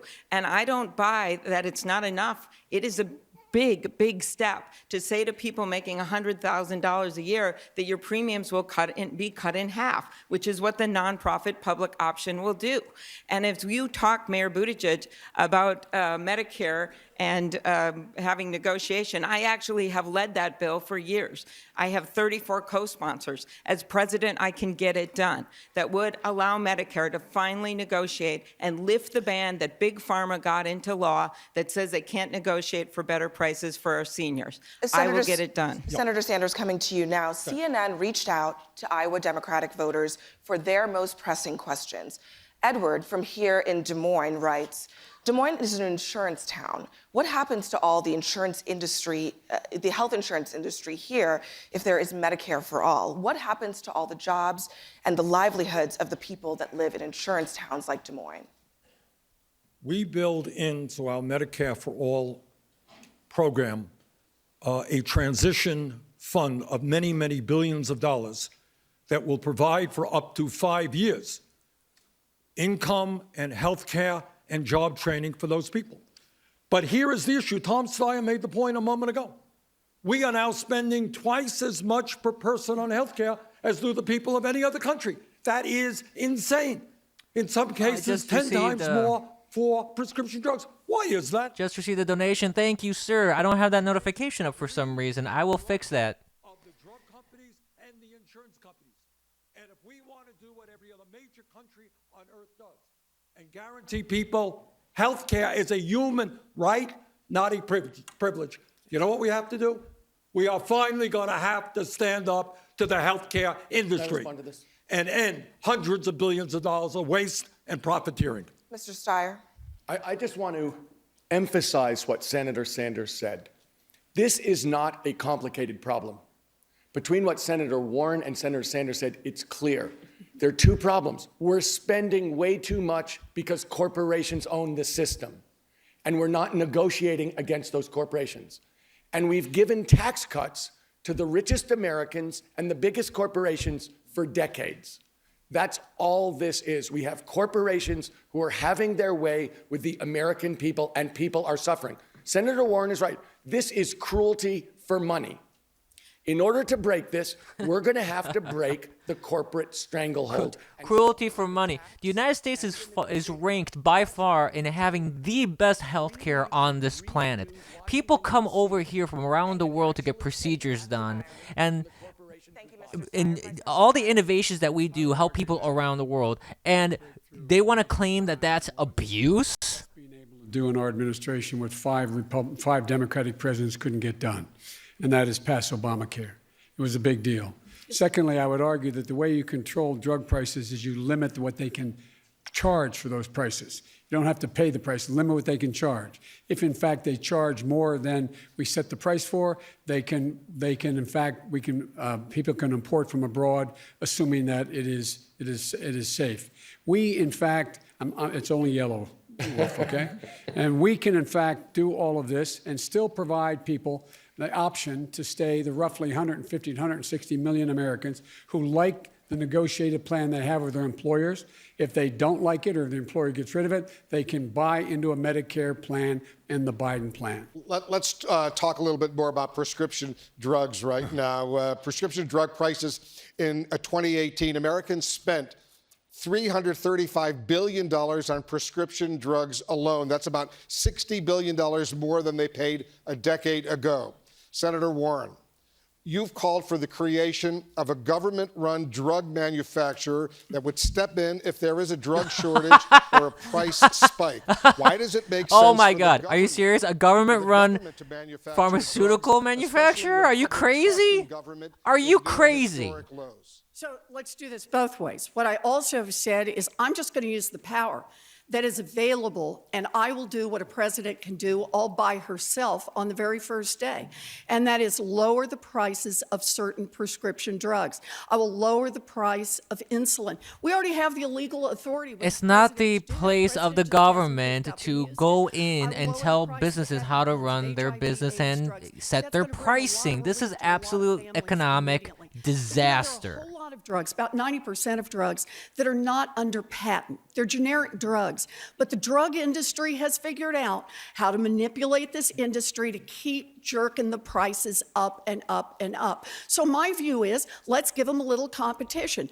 The government lets contracts for all kinds of things. They let contracts to build buildings. They let contracts to build military weapons. No, I am not Let's taking let any the medicine contracts out. made by Put the the government, contracts okay? out. That is So that we ridiculous. can put more generic drugs out there and drive down those prices.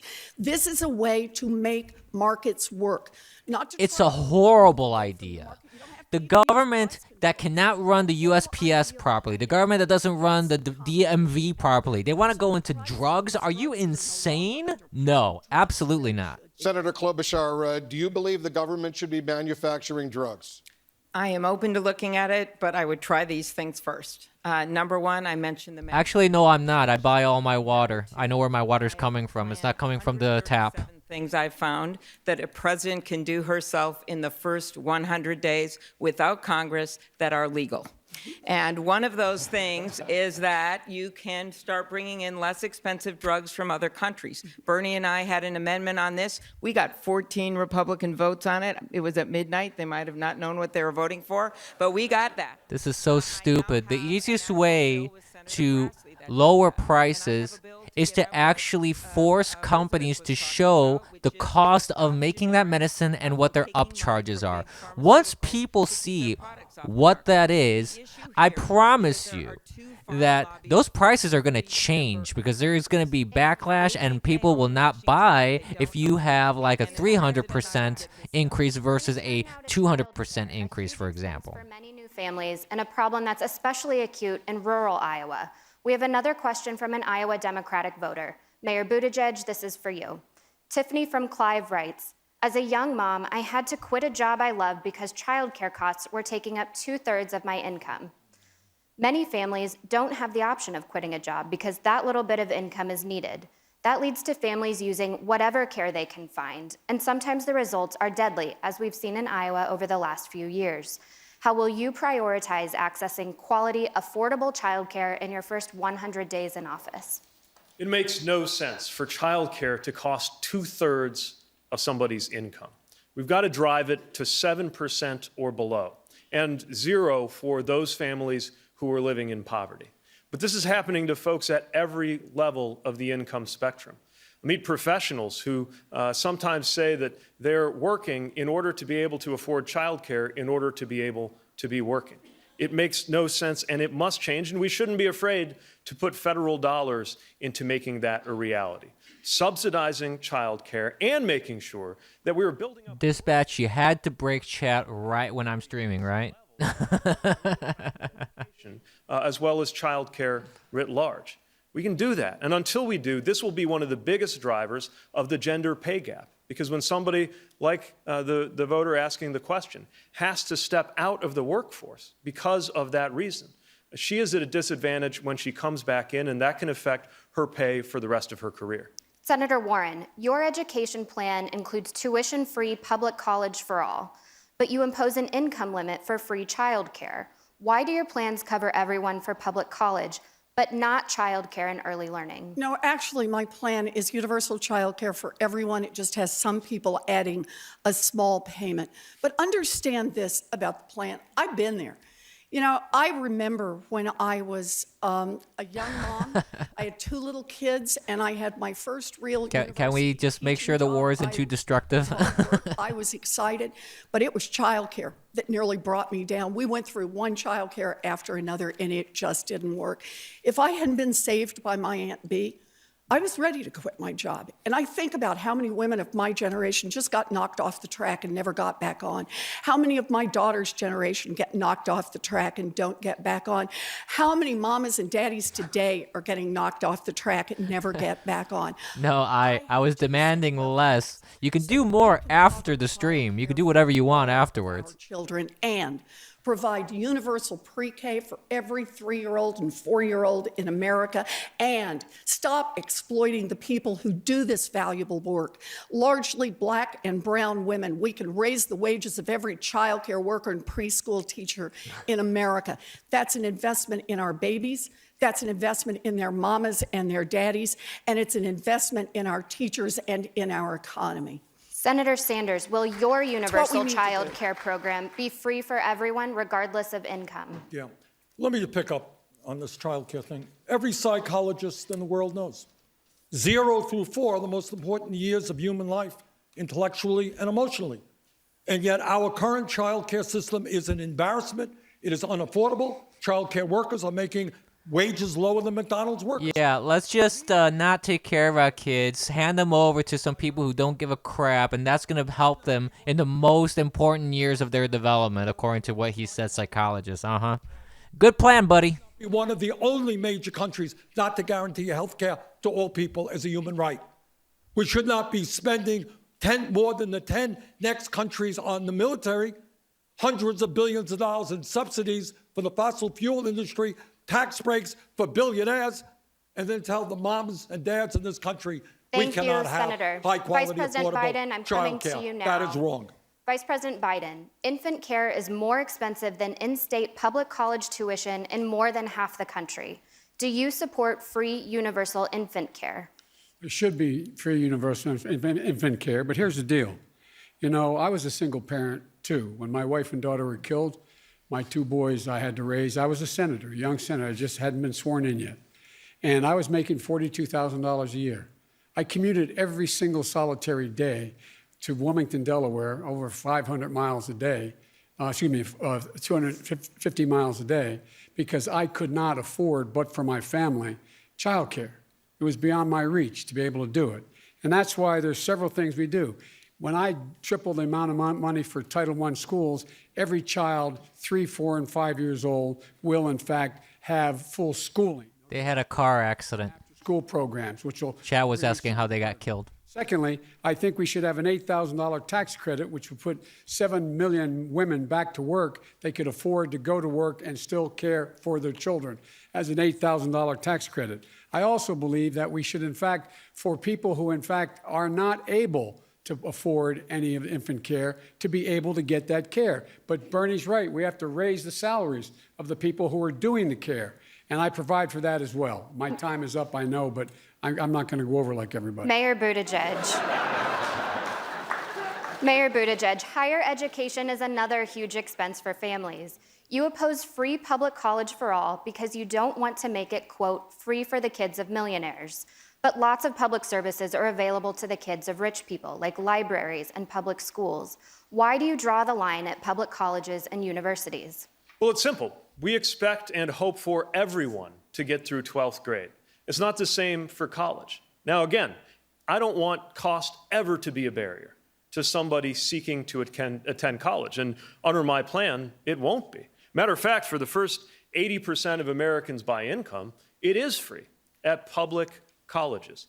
But if you're in that top income bracket, don't get me wrong, I still wish you well. I hope you succeed when you go to college. I just need you to go ahead and pay that tuition, because we could be using those dollars for something else.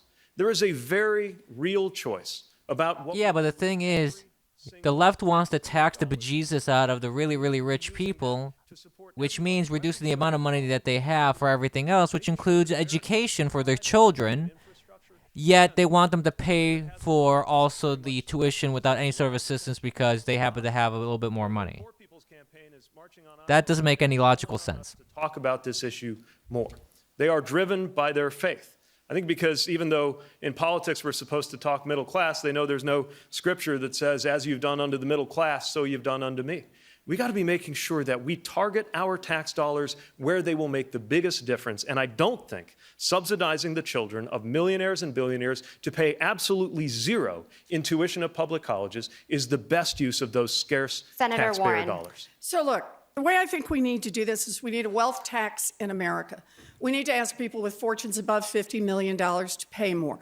And that means that the lowliest millionaire that I would tax under this wealth tax would be paying about $19 million in the first year in taxes. If he wants to send his kid to public university, then I'm okay with that. Because what we really need to talk about is the bigger economic picture here. We need to be willing to put a wealth tax. I love how nobody addresses the fact that universities set their own tuition rates and there's nothing preventing them from jacking that up 1,000%. Here, and you got a lot of mamas who can go to work, a lot of mamas who can finish their education. We make that investment in universal. And a lot of kiddies that are going to have horrible upbringings because they're not going to have an actual parent paying attention to them. Your thoughts, Elizabeth, but I want to step back. I actually think that some of our colleagues who want free college for all aren't actually thinking big enough. I think what we have to look at is how we connect our education system with our economy. Where are our job openings and what do we need? We are going to have over 1 million openings for home health care workers that we don't know how to fill in the next 10 years. We are going to have open 100,000 jobs for nursing assistants. We, as my union friends know, we're going to have over 70,000 openings for electricians. We're not going to have a shortage of MBAs. We're going to have a shortage of plumbers. So when we look at that, then we step back. Where should our money go? It should go into K through 12. It should go into free 1- and 2-year degrees, like my dad got, like my sister got. Thank you, and Senator then Klobuchar. we should double the Pell Grants because we're going to need 4-year Thank you, degrees. Senator So the Klobuchar. money Mr. goes Steyer? where it should go instead of to rich kids going to college. Mr. Steyer, as a billionaire, should your children have been entitled to free public college? No. And let me say this. I was one of the people who talked about a wealth tax almost a year and a half ago. I believe that the income inequality in this country is unbearable, unjust, and unsupportable. And the redistribution of wealth to the richest Americans from everyone else has to end. And I proposed a wealth tax almost a year and a half ago to start to address it and to raise some of the money that we need. But I want to go beyond this and go back. None of these people have any clues what they're talking about when it comes to the economy. Nothing at all, absolutely zero. For the youngest kids, they are getting an education that's relative to the taxes in their neighborhoods. We need to redistribute money so every kid has a chance, so we're not legislating inequality for the next generation, and so we actually invest in every single kid, specifically poor kids, specifically black kids, specifically brown kids. We need to start using the money dramatically more for that. We'll be back with more from CNN's Democratic presidential debate live from Des Moines, Iowa. Stay right here. Wow.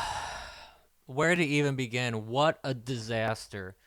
So basically, their whole solution to everything is tax the bejesus out of everybody that earns over a certain amount, whatever their fancy is. So Warren says, I think it was 50 million and above. Everybody else, they've just said no billionaire should exist, whatever. Here's the problem. You know, Chetnik, I probably should have just been playing the rally. Honestly, it would have been far more entertaining than this. This is doing nothing but aggravating me, and I've also had a crappy day too. So this isn't really helping me at all.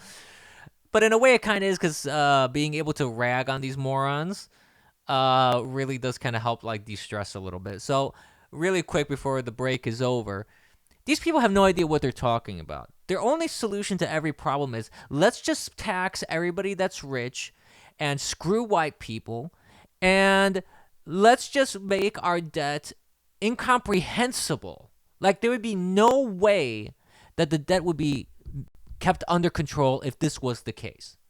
Absolutely no way. So what I propose, and I would hope that someone like maybe our current president, real Donald Trump, Someone at him for me. The way to solve a cost problem is the best disinfectant in the world, which is the light of day. And what you need to do is expose, for example, why tuitions are so high in certain universities.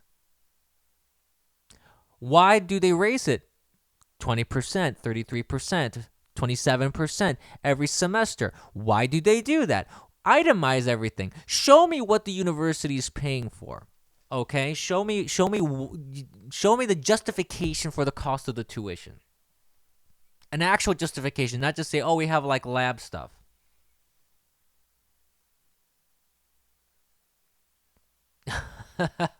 I'm reading what Chetnik was saying. It's like, you need to watch the part where POTUS mentions Benghazi and the whole crowd starts to chant, lock her up, to the point that the stadium was shaking. Nice. Very nice. No, but basically, going back to the tax thing, it's ridiculous, because that's the biggest problem that we have in any aspect of our economy, be it academia, be it pharmaceuticals, be it corporations in general, hospitals, healthcare, everything. Like, and a good example is pharmaceuticals, actually, because you look at the brand name and you look at the generic, and they're the same thing. They're the same thing, yet they have different costs. Why? Why? Tell me why. And I'll tell you why. Because the brand names, you're paying for the name. You're paying for all the extra research that they're doing. You're paying for all this extra stuff. So they charge you more for that reason, and then they also upcharge through the ass for their own personal profit. Try dish. I have no idea what you're saying. Anyways, so the biggest thing to me is, like, listen, if you itemize everything, like if I go to a hospital visit and everything is itemized, well, guess what? The other hospital is going to have to be itemized all the stuff that they do as well, and you will see who the money grubbers are versus the non-money grubbers, and that'll start bringing costs down, because it's gonna become, I call it the gas station method, when you have two gas stations at the corner and they keep trying to give themselves an advantage by dropping it by 1 cent, and then the other guy drops it by another 2 cents, things like that.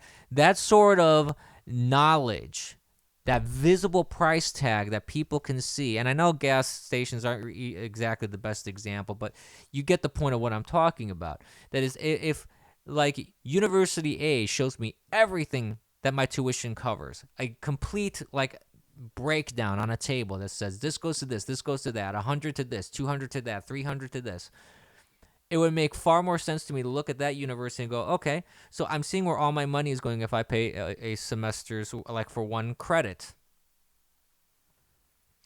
Versus now, you don't see. They just charge, and that's it. We're live in Des Moines, Iowa.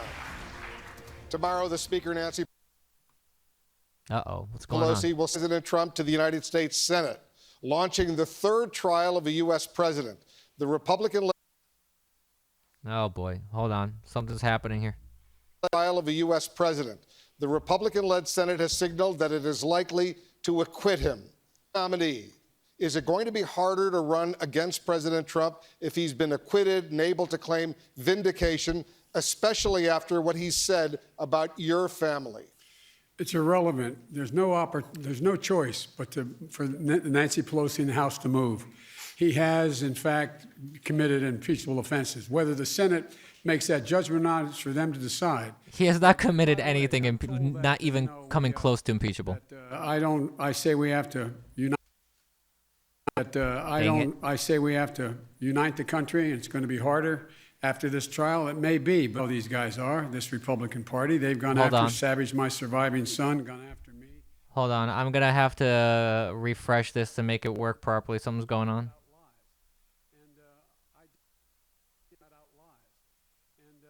I did my job. The question is whether or not he did his job. It really matters.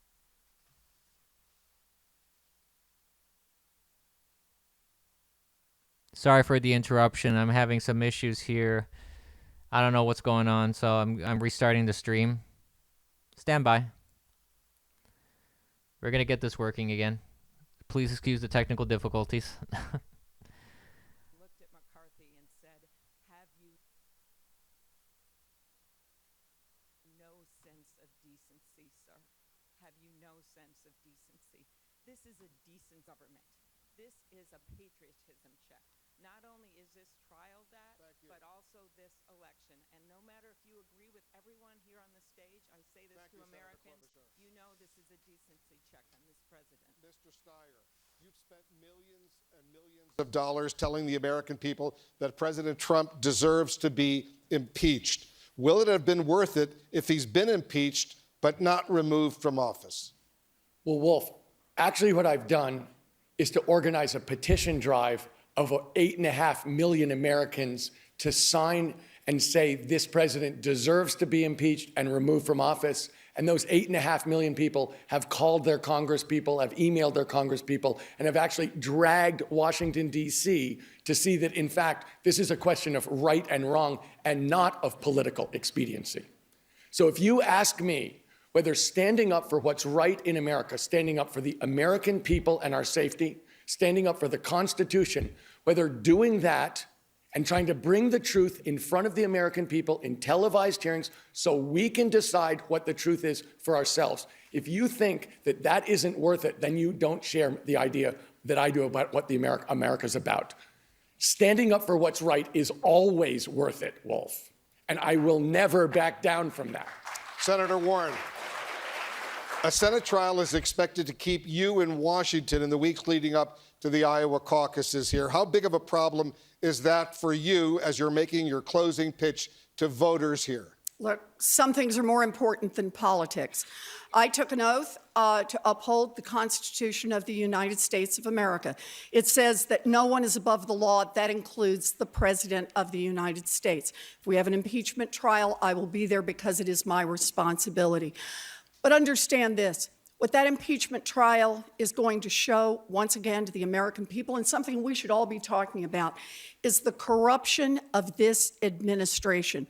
That's what lies at the heart of it. It is about Donald Trump putting Donald Trump first, not the American people, not the interests of the United States. That is actually such a giant lie. There's no evidence that points to that, so she's just talking out of her ass right now. Himself. That is what we need to do to win this election. We need to draw that distinction and show that as Democrats, we're not going to be the people who are just out for the big corporations, people who want to help themselves, that we are going to be the party that is willing to fight on the side of the people. That's why we're here. Let's turn now to the climate crisis. Here in Iowa, parts of the state remain underwater after record-breaking flooding began last spring, racking up an estimated $2 billion in damages. Today, many Iowans are still displaced from their homes. Mayor Buttigieg, you've talked about helping people move from areas at high risk of flooding. But what do you do about farms and factories that simply can't be moved? That's why we have to fight climate change with such urgency. Climate change has come to America from coast to coast. We're seeing it in Iowa. We've seen it in historic floods in my community. I had to activate our emergency operations center for a once-in-a-millennium flood. Then 2 years later, had to do the same thing. In Australia, there are literally tornadoes made of fire taking place. This is no longer theoretical. That was set by arsonists. This isn't this isn't something that just happens in nature, booty gig. Consequences that are going to happen one way or the other. But we also have to ensure that we don't allow this to get any worse. And if we get it right, farmers will be a huge part of the solution. We need to reach out to the very people who have sometimes been made to feel that accepting climate science would be a defeat for them, whether we're talking about farmers or industrial workers in my community, and make clear that we need to enlist them in the national project to do something about it. To clarify, what do you do about farms and factories that cannot be relocated? We are going to have to use federal funds to make sure that we are supporting those whose lives will inevitably be impacted further by the increased severity. If this was a drinking game that every time a solution was to spend federal money, I think people would be basically dead by alcohol poisoning within the first 5 minutes. Have to be at the core of our climate plan. Thank you, Mayor going forward. Buttigieg. Mr. Steyer, what's your response? Look, what you're talking about is what's called managed retreat. It's basically saying we're going to have to move things because this crisis is out of control and it's unbelievably expensive. And of course, we're going to come to the rescue of Americans who are in trouble. But this is why climate is my #1 priority. And I'm still shocked that I'm the only person on this stage who will say this. I would declare a state of emergency on day 1 on climate. I would do it from the standpoint of environmental justice and make sure we go to the black and brown communities where you can't breathe the air or drink the water that comes out of the tap safely. But I also know this. We're going to create millions of good-paying union jobs across this country. It's going to be the biggest job program in American history. So I know we have to do it. I know we can do it. And I know that we can do it in a way that makes us healthier, that makes us better paid. This guy is an absolute joke. But the truth of the matter is, we're going to have to do it, and we're going to have to make the whole world come along with us, and it's going to have to be priority 1. Mr. Steyer, to clarify, you say you're the climate change candidate, but you made your $1.6 billion in part by investing in coal, oil, and gas. Hey-oh! Topic. I absolutely am.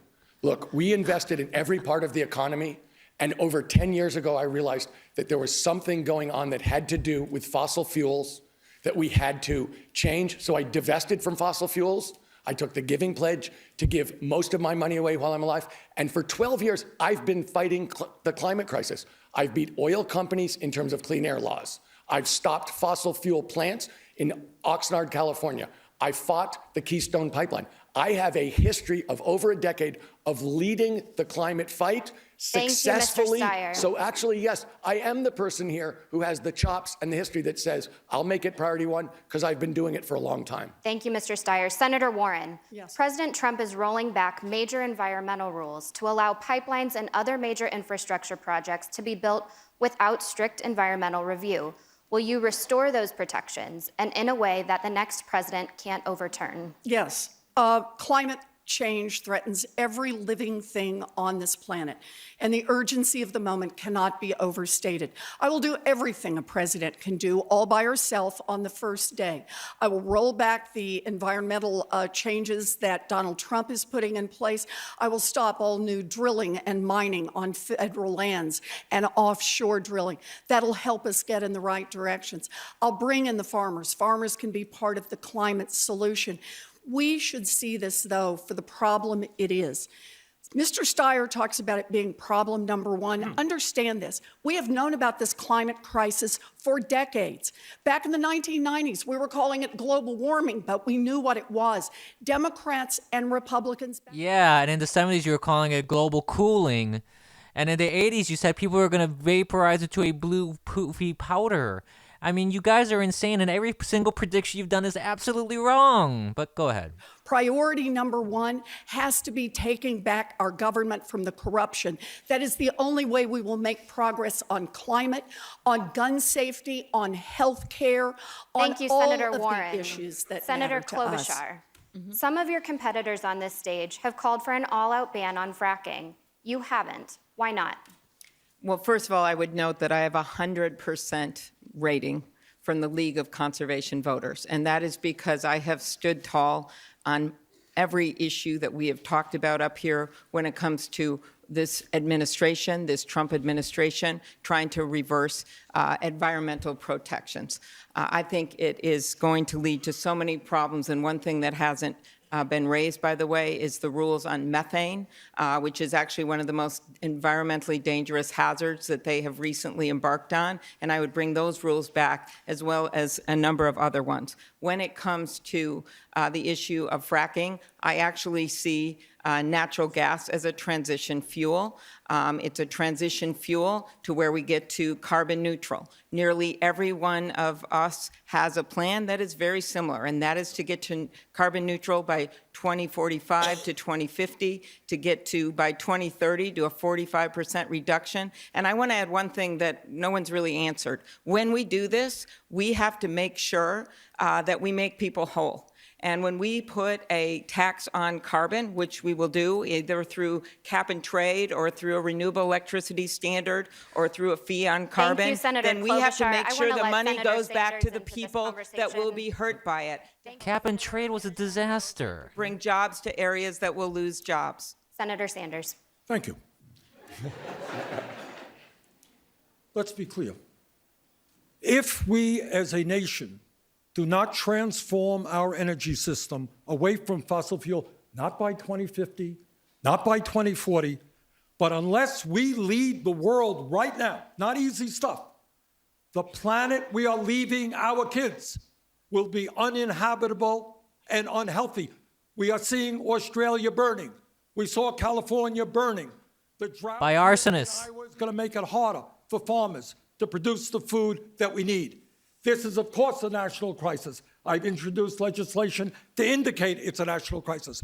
We have got to take on the fossil fuel industry and all of their lies and tell them that their short-term profits are not more important than the future of this planet. That's what the Green New Deal does. That's what my legislation does, and that is what we have to do. Vice President Biden, your response.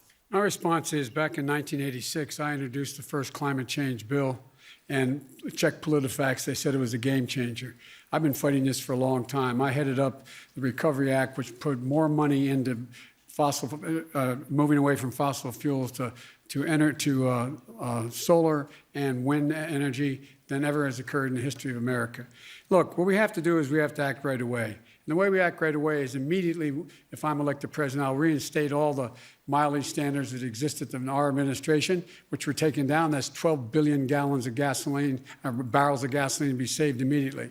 And with regard to those folks who, in fact, are going to be victimized by what's already happened, we should be investing in infrastructure that raises roads, makes sure that we're in a position where we have that every new highway built is a green highway, having 550,000 charging stations. We can create, and this is where I agree with Tom, we can create millions of good-paying jobs. We're the only country in the world that's ever taken great crisis and turned it into great opportunity.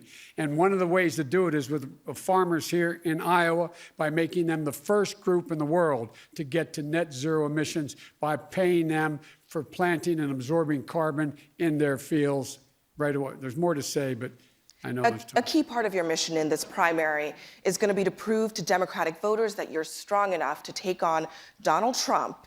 Each of you face unique challenges in doing that. Mayor Buttigieg, you say you've had trouble earning the support of black voters because you're unknown, but you've been campaigning for a year now, and polling shows you with next to no black support that you'll need in order to beat Donald Trump. Is it possible that black voters have gotten to know you and have simply decided to choose another candidate? The black voters who know me best are supporting me. It's why I have the most support in South Bend. It's why among elected black officials in my community who have gotten into this race, by far most of them are supporting me. And now, nationally, I am proud that my campaign is co-chaired by a member of the Congressional Black Caucus, and to have support right here in Iowa from some of the most recognizable black elected Wasn't he the leaders one there. that had that photoshopped photo that was basically racist with black people to show support when it wasn't true? The biggest mistake we could make is to take black votes for granted, and I never will. The reason I have the support I do is not because any voter thinks that I'm perfect. It's because of the work that we have done facing some of the toughest issues that communities can. Not from the luxury of a debate or a television panel or a committee room, but on the ground. Issues from poverty to justice in policing. And I'm proud to say we've been nationally recognized for our work as a race-informed city on delivering greater economic justice, that we have reduced use of force by leading the region in transparency around the use of force in policing. Of course, there is a much longer way to go in my community and around the country, but I will be a president whose personal commitment is to continue doing this work. Senator Sanders, you call yourself a democratic socialist, but more than 2/3 of voters say they are not enthusiastic about voting for a socialist. Doesn't that put your chances of beating Donald Trump at risk? No, not at all.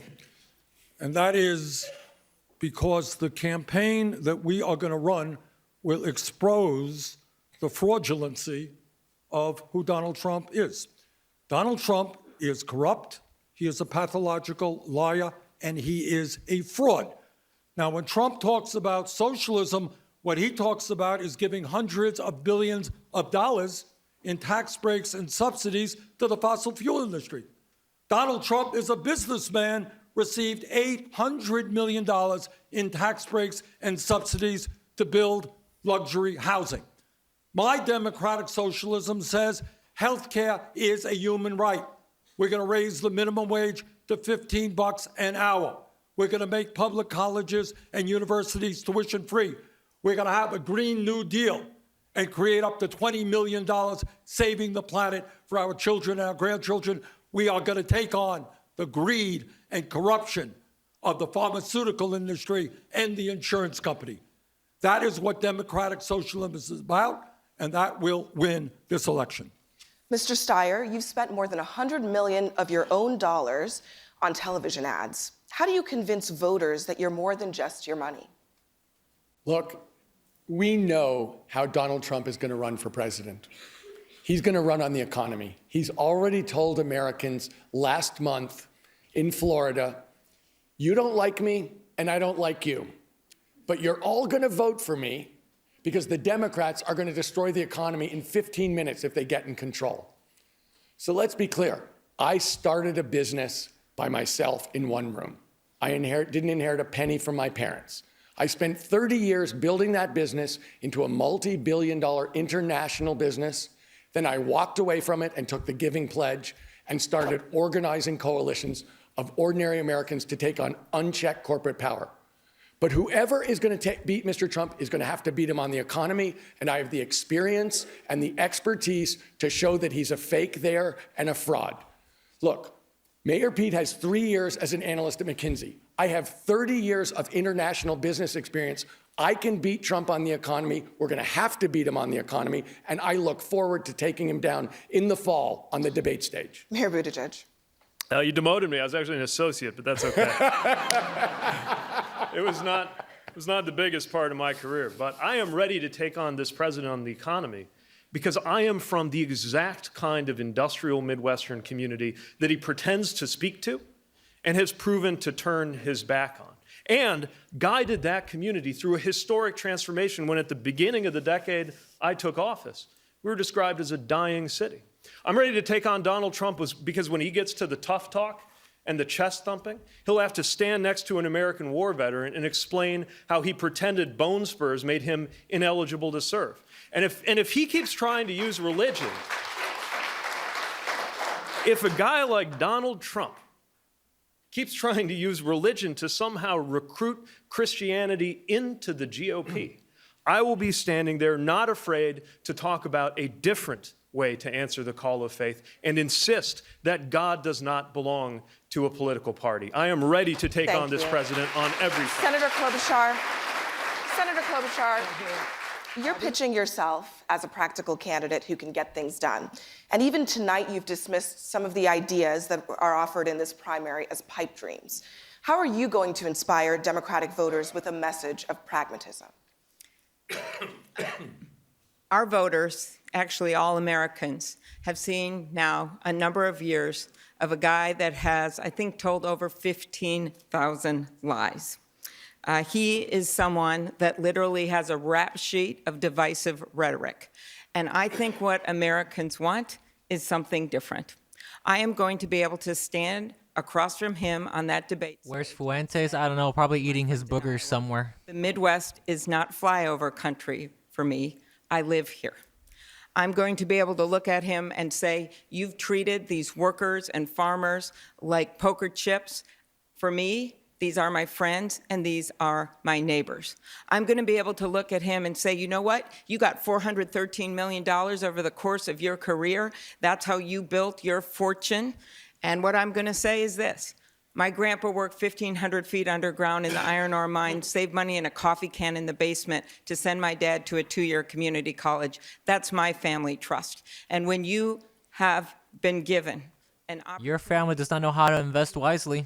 They do not. ...sense of entitlement, Donald Trump, but with a sense of obligation. Senator Warren, what do you say to voters who like your policies, but they're worried they will scare away swing voters you need to win this race in November? So I was born and raised in Oklahoma. I have 3 older brothers who are all retired, who are all back there still. And 2 of my 3 brothers are Republicans. And sure, there are a lot of things we disagree on, and we can take to our corners and do the Democratic Republican talking points. But the truth is, there's a whole lot we agree on. You know, my brothers are just furious over Chevron and Eli Lilly and Amazon, that our giant corporations make billions of dollars in taxes, make billions of dollars in profits, and pay nothing in taxes. My brothers say, I don't get this. Then your brothers aren't Republican and they don't know what they're talking about. Roads paved and the schools open and pay for our defense. They understand that we have an America right now that's working great for those at the top. It's just not working for anyone else. We have a chance to unite as Democrats, but also with independents and Republicans who are sick of living in a country that's working great for the politicians that are taking the money. It's working great for the lobbyists.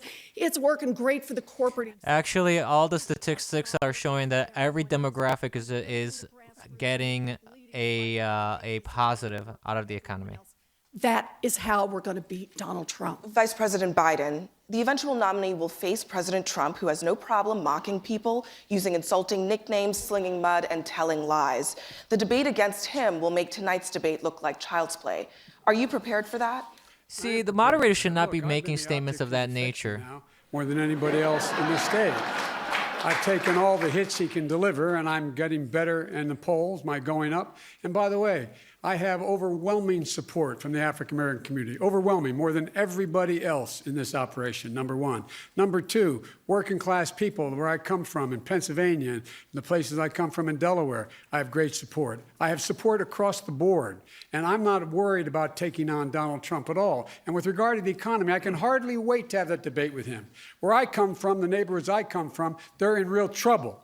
Working class people and middle class people. When the middle class does well, working class has a way up, and the wealthy do well. But what's happening now? They're being clobbered. They're being killed. Except that the Obama Biden admin basically decimated the middle class. So he has no argument. They've reached an economic security.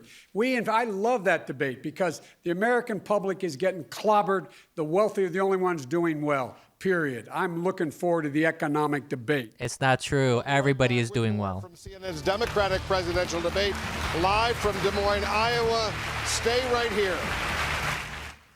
God, how long is this thing gonna last still? Anyway. Nah, the guy's a wimp. Listen, he can't claim middle class anything. He can't claim anything of that nature. Under the Obama-Biden administration, the middle class shrunk so much. The middle class was target number one. They were destroyed by the Obama administration and Biden administration. So he cannot go there at all.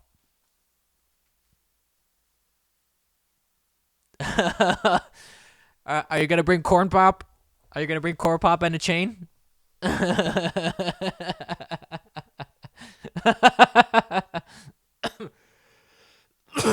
Actually, that is true.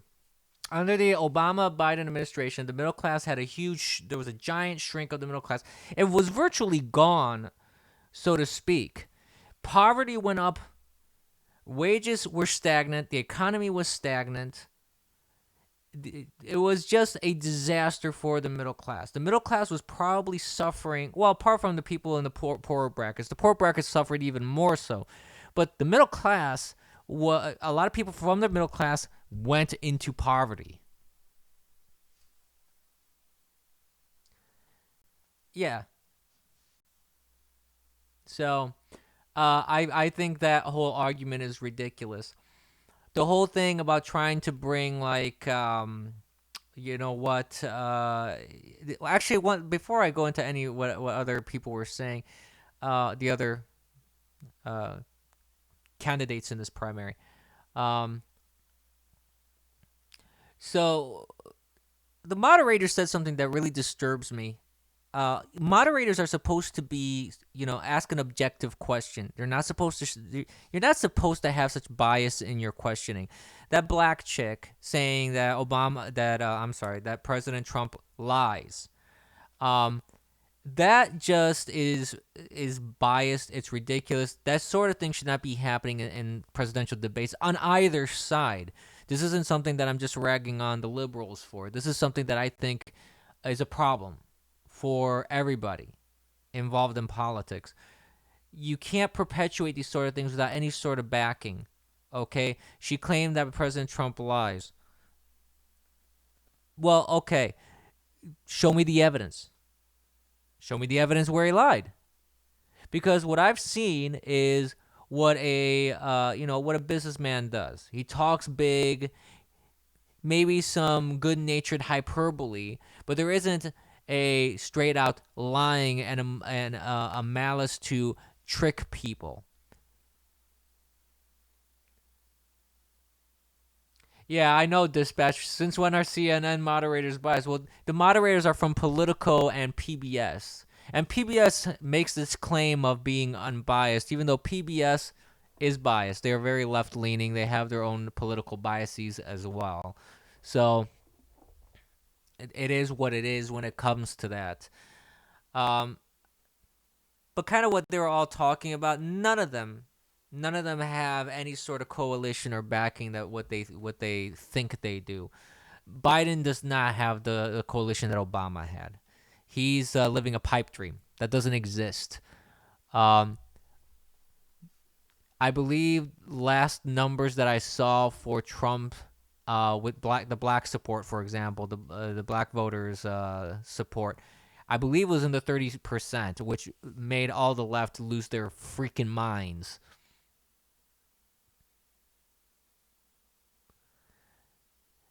Yeah, well, Joe underscore Biden. He's saying, I am the nominee, quote unquote, sir. You may very well be. And I'm convinced that Joe Biden will be the nominee because that is the last ditch effort to save the Democratic Party by the DNC. If you put in Bernie, you basically destroyed the Democrat Party. If you put in Warren, she's essentially Bernie light. She pretty much mirrors what his policies are. Okay, they're back here. Democratic presidential debate live from Des Moines, Iowa. Time now for closing statements. You each have 1 minute. Senator, thank God. Let's begin with you. Donald Trump thinks this is all about him. I think it's about you. It's not about his resorts or his tweets or even his ego. It is about your health care. It is about your schools. It is about your lives and your future. So if you want to do something about racial justice and immigration reform and climate change and gun safety, we need a candidate who is actually going to bring people with her. I have won every race, every place, every time. I have gotten the highest voter turnout in the country when I've led the ticket. I have passed more bills as the lead Democrat than anyone who's in Congress that's running for president. I believe that we need a president that's going to look out for you. It is easy to hurl insults. It is easy to draw lines in the sand and sketch out grand ideological sketches that will never see the light of day. What is hard is bringing people together and finding common ground instead of scorched earth. What is hard is the work of governing. So if you are tired of the extremes in our politics and the noise and the nonsense, you have a home with me. Join me at amyklobuchar.com. Mr. Steyer. I know that Iowans are going to caucus within 3 weeks. And I want to tell you how I feel about the American people. Look, I played team sports my entire life.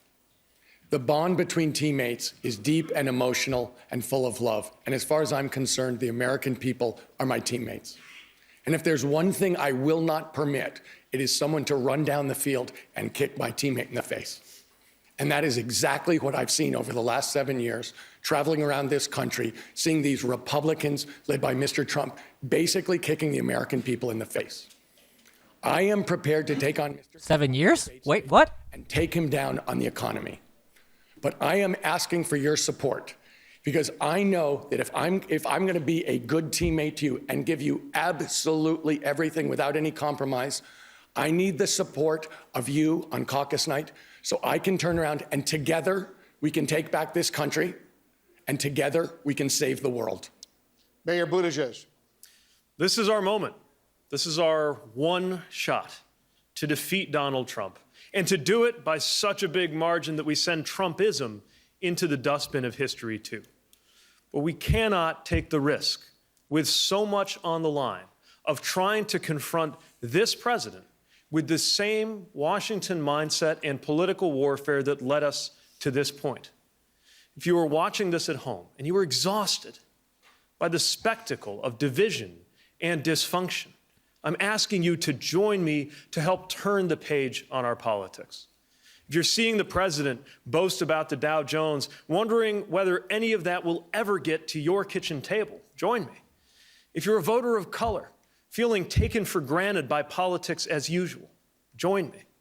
If you're used to voting for the other party, but right now cannot look your kids in the eye and explain this president to them, join me. We have a chance to change all of this if we can summon the courage to break from the past.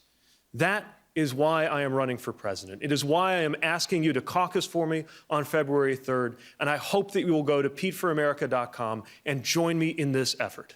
Senator Warren. So much is broken in this country. I sat here in the break and just made notes about many of the things we didn't get to talk about tonight. How the disability community is struggling for true equality. How gun violence and active shooter drills worry every mother in this country. How children are living in poverty and seeing their life chances shrink. How trans women, particularly trans women of color, are at risk. Black infant mortality, climate change that particularly hits Black and brown communities. People who are being crushed by student loan debt, farmers who are barely holding on, people struggling with mental illness. And yet I come here tonight with a heart filled with hope. And it's filled with hope because I see this as our moment in history. Our moment when no one is left on the sidelines. Our moment when we understand that it comes to us to decide the future of this country. Our moment when we build the movement to make real change. Hope and courage. That is how I will make you proud every day as your nominee and as the first woman president of the United States of America. Senator Sanders. It's been a good debate, but we haven't asked the major question. The major question is, how does it happen in the richest country in the history of the world that half of our people are living paycheck to paycheck, trying to get by $9, $10 an hour? How does it happen that when the top 1% owns more wealth than the bottom 92%, 500,000 people are sleeping out on the streets tonight? How does it happen in this great country? We are the only major nation not to guarantee health care to all. How does it happen that we have a child care system which is dysfunctional, a criminal justice system which is broken and racist, an immigration system that needs reform? This is the moment when we have got to think big, not small. This is the moment where we have got to have the courage to take on the 1%, take on the greed and corruption of the corporate elite, and create an economy and create a government that works for all of us, not just the 1%. Thank you. Vice President Biden. Character is on the ballot this time around. The American character is on the ballot. Not what Donald Trump is spewing out, the hate, the xenophobia, the racism. That's not who we are as a nation. Everyone in this country is entitled to be treated with respect and dignity. Every single solitary person has to have in a position that way, in fact, we treat them with decency. It's about fundamental basic decency. We in the United States of America can we can overcome 4 years of Donald Trump. But 8 years of Donald Trump will be an absolute disaster and fundamentally change this nation. We have to restore America's soul, as I've said from the moment I announced. It is in jeopardy under this President of the United States. We lead the world when we lead by example, not by our power. We, in fact, have to regain the respect of the world in order to be able to change things. Ladies and gentlemen, we are in a position right now where we have to remember who we are. This is the United States of America. There's not a single thing beyond our capacity to do if we do it together. Let's go do it. Candidates, thank you very, very much. That concludes the first Democratic presidential debate of 2020. The Iowa caucuses are only 20 days away. Tune in to CNN for continuing coverage. So here we are at the end.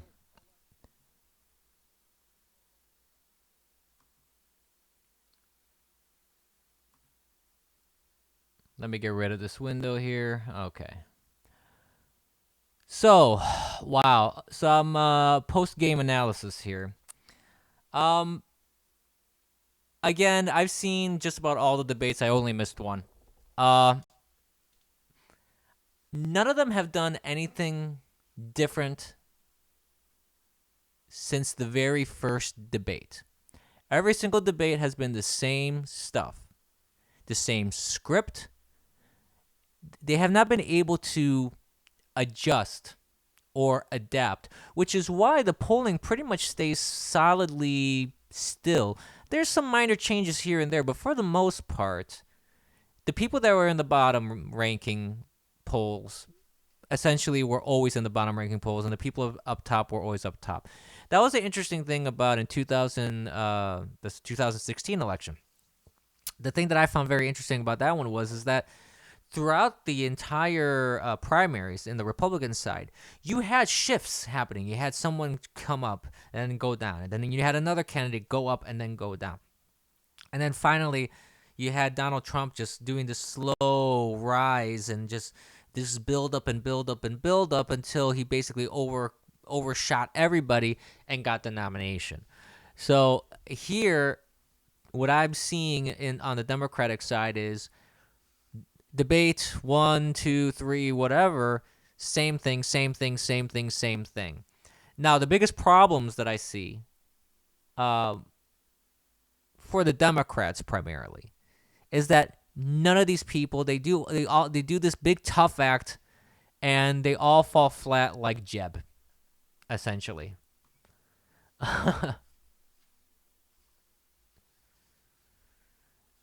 So that's the biggest problem here. And you also have a fundamental rift that's happening within the Democratic Party, because you have all these progressives, the squad, quote unquote, the socialists, which Warren is essentially a socialist. A lot of people may not label her as much, but she pretty much mirrors just about everything that Bernie says, but she has her own little weird twists on it that don't live in the reality of mathematics. And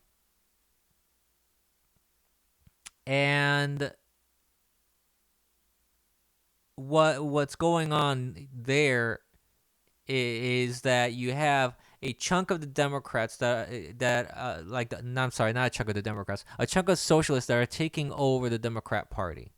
They are very vocal. They are very much in the eyes and mouths of the media. So it's a big issue per se. Why is my little green icon not showing up anymore now that I'm talking over? The green circle around my icon should show up. Discord is being derpy. Why is Discord being derpy? Oh, no, it's not Discord.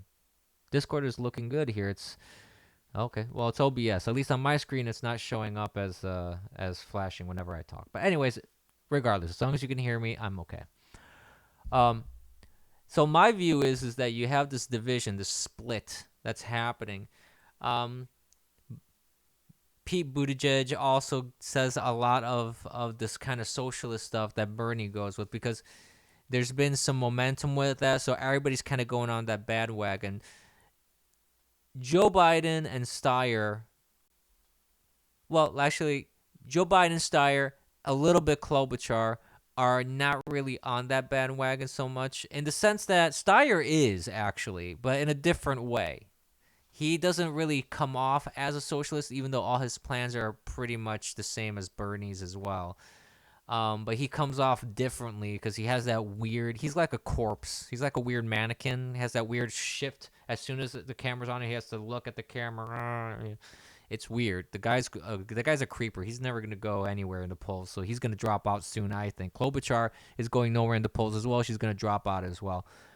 And the thing is this, as a pragmatic individual, I like the idea of someone running on pragmatism. But the problem with Klobuchar is that she talks pragmatism. She does not act pragmatism. And she's a kleptomaniac. She's a psycho. She's psychotic. The stuff that's been reported about her, throwing stuff at her staff, eating salads with a fork and having her servants clean the forks. A sane person does not do that. Okay? That is not what a sane person does. Absolutely not. So what you have left is what? Warren, Biden, Buttigieg, and Sanders. And most of these people are pretty much pushing everything that's socialism. Biden is basically the only one who's the old dinosaur Democrat.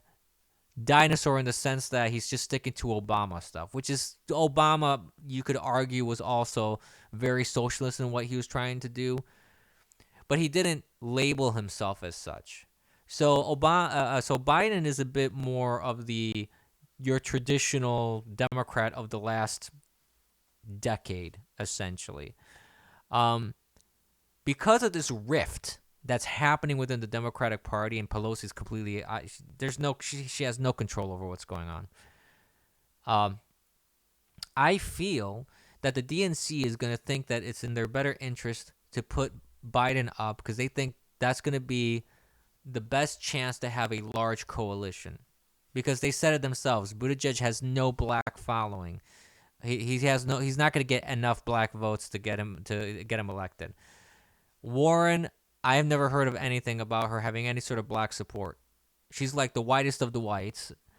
Buttigieg had to hire Kenyans.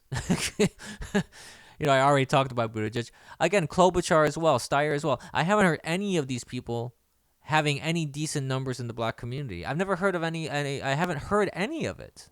And they don't talk about it in the news. They don't talk about it at all.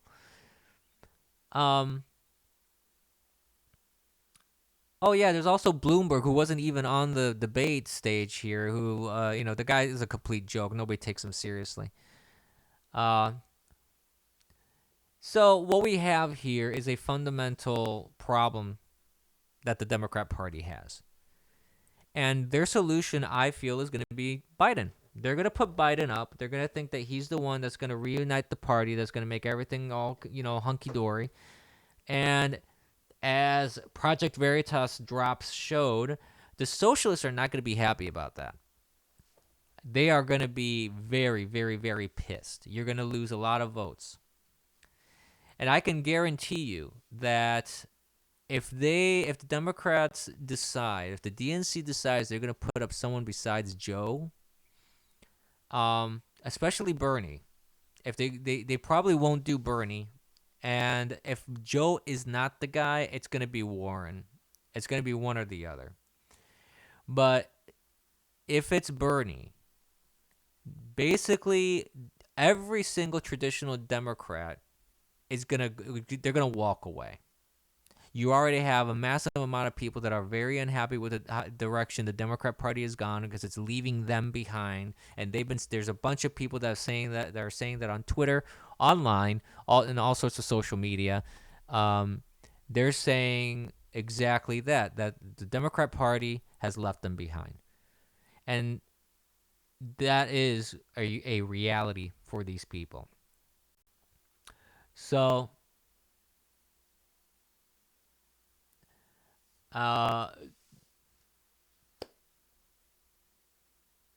it's gonna be a shit fest, frankly. It's gonna be bad. It's gonna be bad for the Democrats either way. Their best bet would probably be Biden, but the thing is, Biden is so inept, and he doesn't have the coalition that Obama had. He just doesn't. He's too bumbling. He says he puts his foot in his mouth all the time, and you have someone like Trump. Oh God! Joe _ Biden said Uncle Joe really wants to touch the American people. Joe has to keep his hands visible at all times. Okay? Hands up. Oh, thank you, Cocaine Mitch. I'll do that on my next stream. I'm not gonna go into D Live right now. I forgot to update that. I appreciate that. I will do that. I didn't know they had a news category actually. But anyways, yeah. And guess what? I tried to do the just chat on Twitch and I got a copyright strike. Apparently, Twitch got a copyright notice from CNN because CNN doesn't want me to broadcast their garbage. So there's that. Oh boy! Oh boy! Oh boy! My question, see, I'm gonna dispute that. I'm gonna tell them how they know I wasn't just sniping from YouTube from someone else. It was a snipe of a snipe. You know, and it was a public broadcasting. They can't claim copyright on a public broadcasting. That's ridiculous. Well, I think actually, here's the problem. No, I can still claim that actually. Yeah. I can still claim it was a snipe of a snipe if worst case scenario. Even though there was a CNN commercial breaks, it didn't matter. But I'm ignoring Bitwave for Bernie. I don't know what he's saying, so I ignored him with Fat Chat, so I don't know if I can unignore him in Light Chat because I'm looking at Light Chat right now. We'll see. But anyways, the point being is that no matter who they put up, the Democrat Party is going to have a lot of damage because a big chunk of the Democrat Party is going to leave or splinter even more so if Bernie does not get the nomination. And if Bernie gets the nomination, everybody else is gone. So it's a damned if you do, damned if you don't situation. On the Republican side, I mean, you really don't have much of a contest, obviously, because Trump is going to be, of course, the nominee. He has like 95% Republican support. It's the Republican Party has probably never been this unified in its entire history. I am not aware of any other candidate that has been able to do that. And that's the funny thing. Trump actually said that he was a grand unifier, that he was going to bring people together. And at least on the Republican side, he has. Because this is the whole pragmaticism thing again. It boils down to results. He's gotten results. He's followed through on his promises. He's delivered on his promises.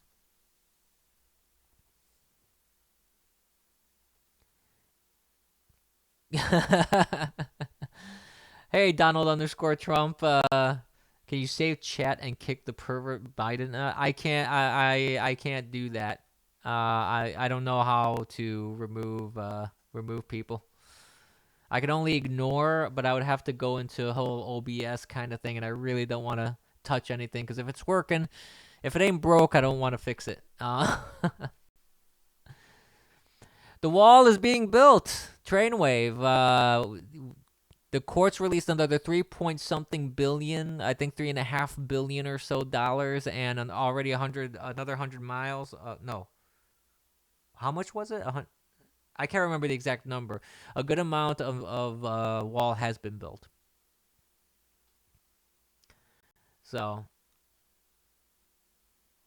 that's what's happening with the wall. So hopefully Ann Coulter will calm her tits a little bit about that because she's been really uppity about it. Oh, another 6.1 billion got allowed. Well, there you go. That gives him about what now? About 10 billion for the wall. So he's pretty much getting all the funding that he wanted. So yeah, I guess winning. Hashtag winning. I'm not tired of winning.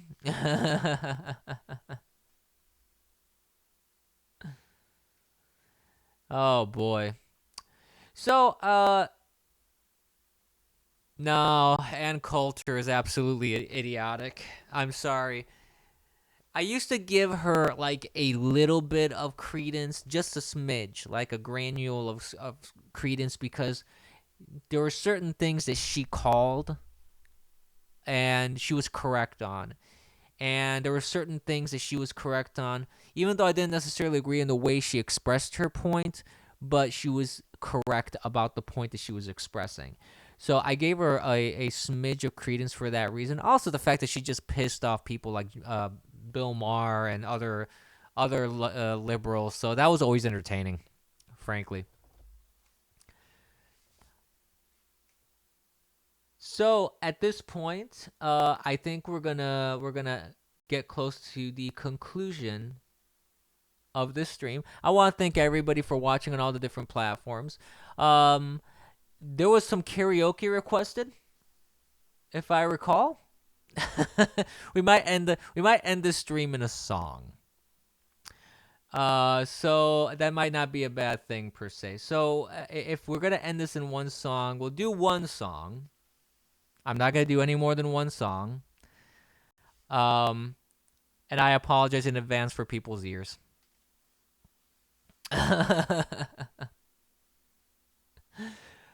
If chat has a request, Bitwave, if you guys have a request, since Bitwave chat requested the karaoke, what song do you want me to sing?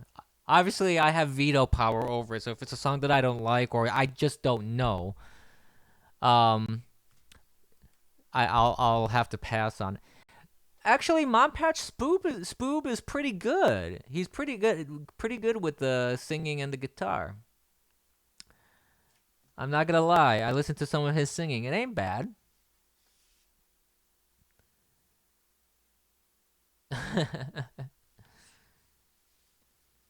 I mean, shall we do any requests, guys? If you're not gonna put in a request, you're just gonna call it a night. All right.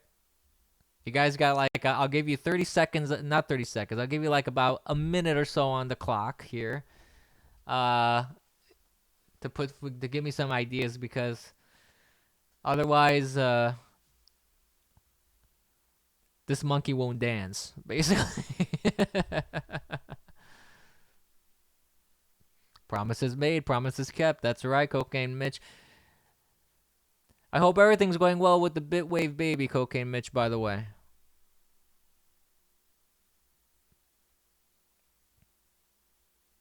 And I do look forward to one day doing some guest shots, guest appearances on your show again, Cocaine Mitch. I enjoyed those very much. Oh no, teething phase. Oh, my condolences, Cocaine Mitch. My condolences, my man. That's rough.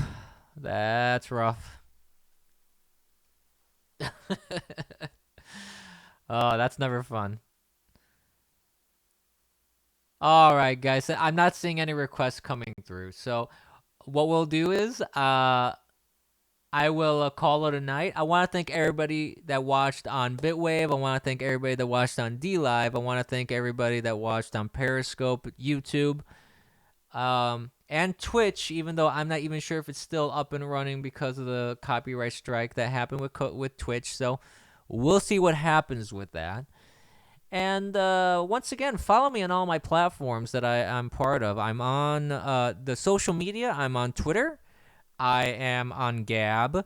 I am on Parler or Parlay, however it's pronounced. I don't know. Minds.com.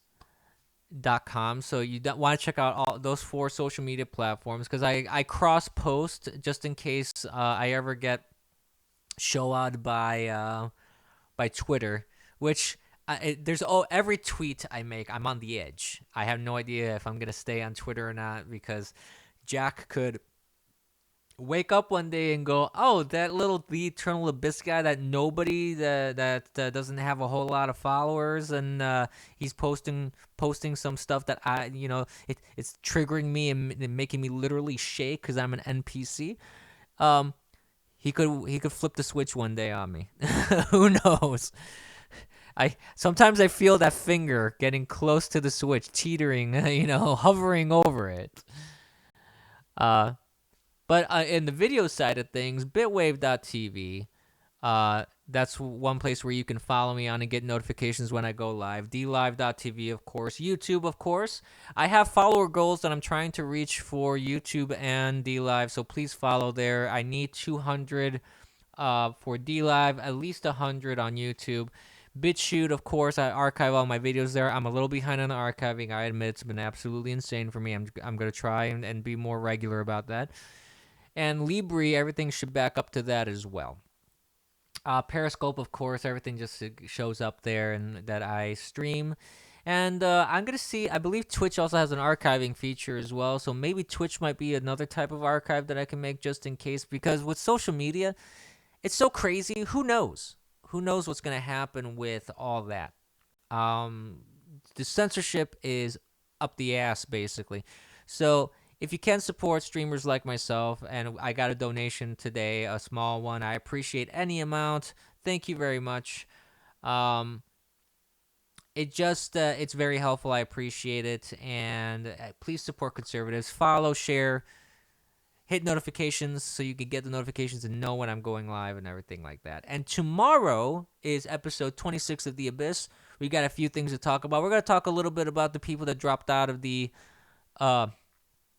Democrats that have dropped out of the primaries. We're going to do a little bit more talking and predictions, which most likely will end up being wrong. But, you know, that's the fun thing about talking politics. It's always fun to kind of see if your predictions will come true.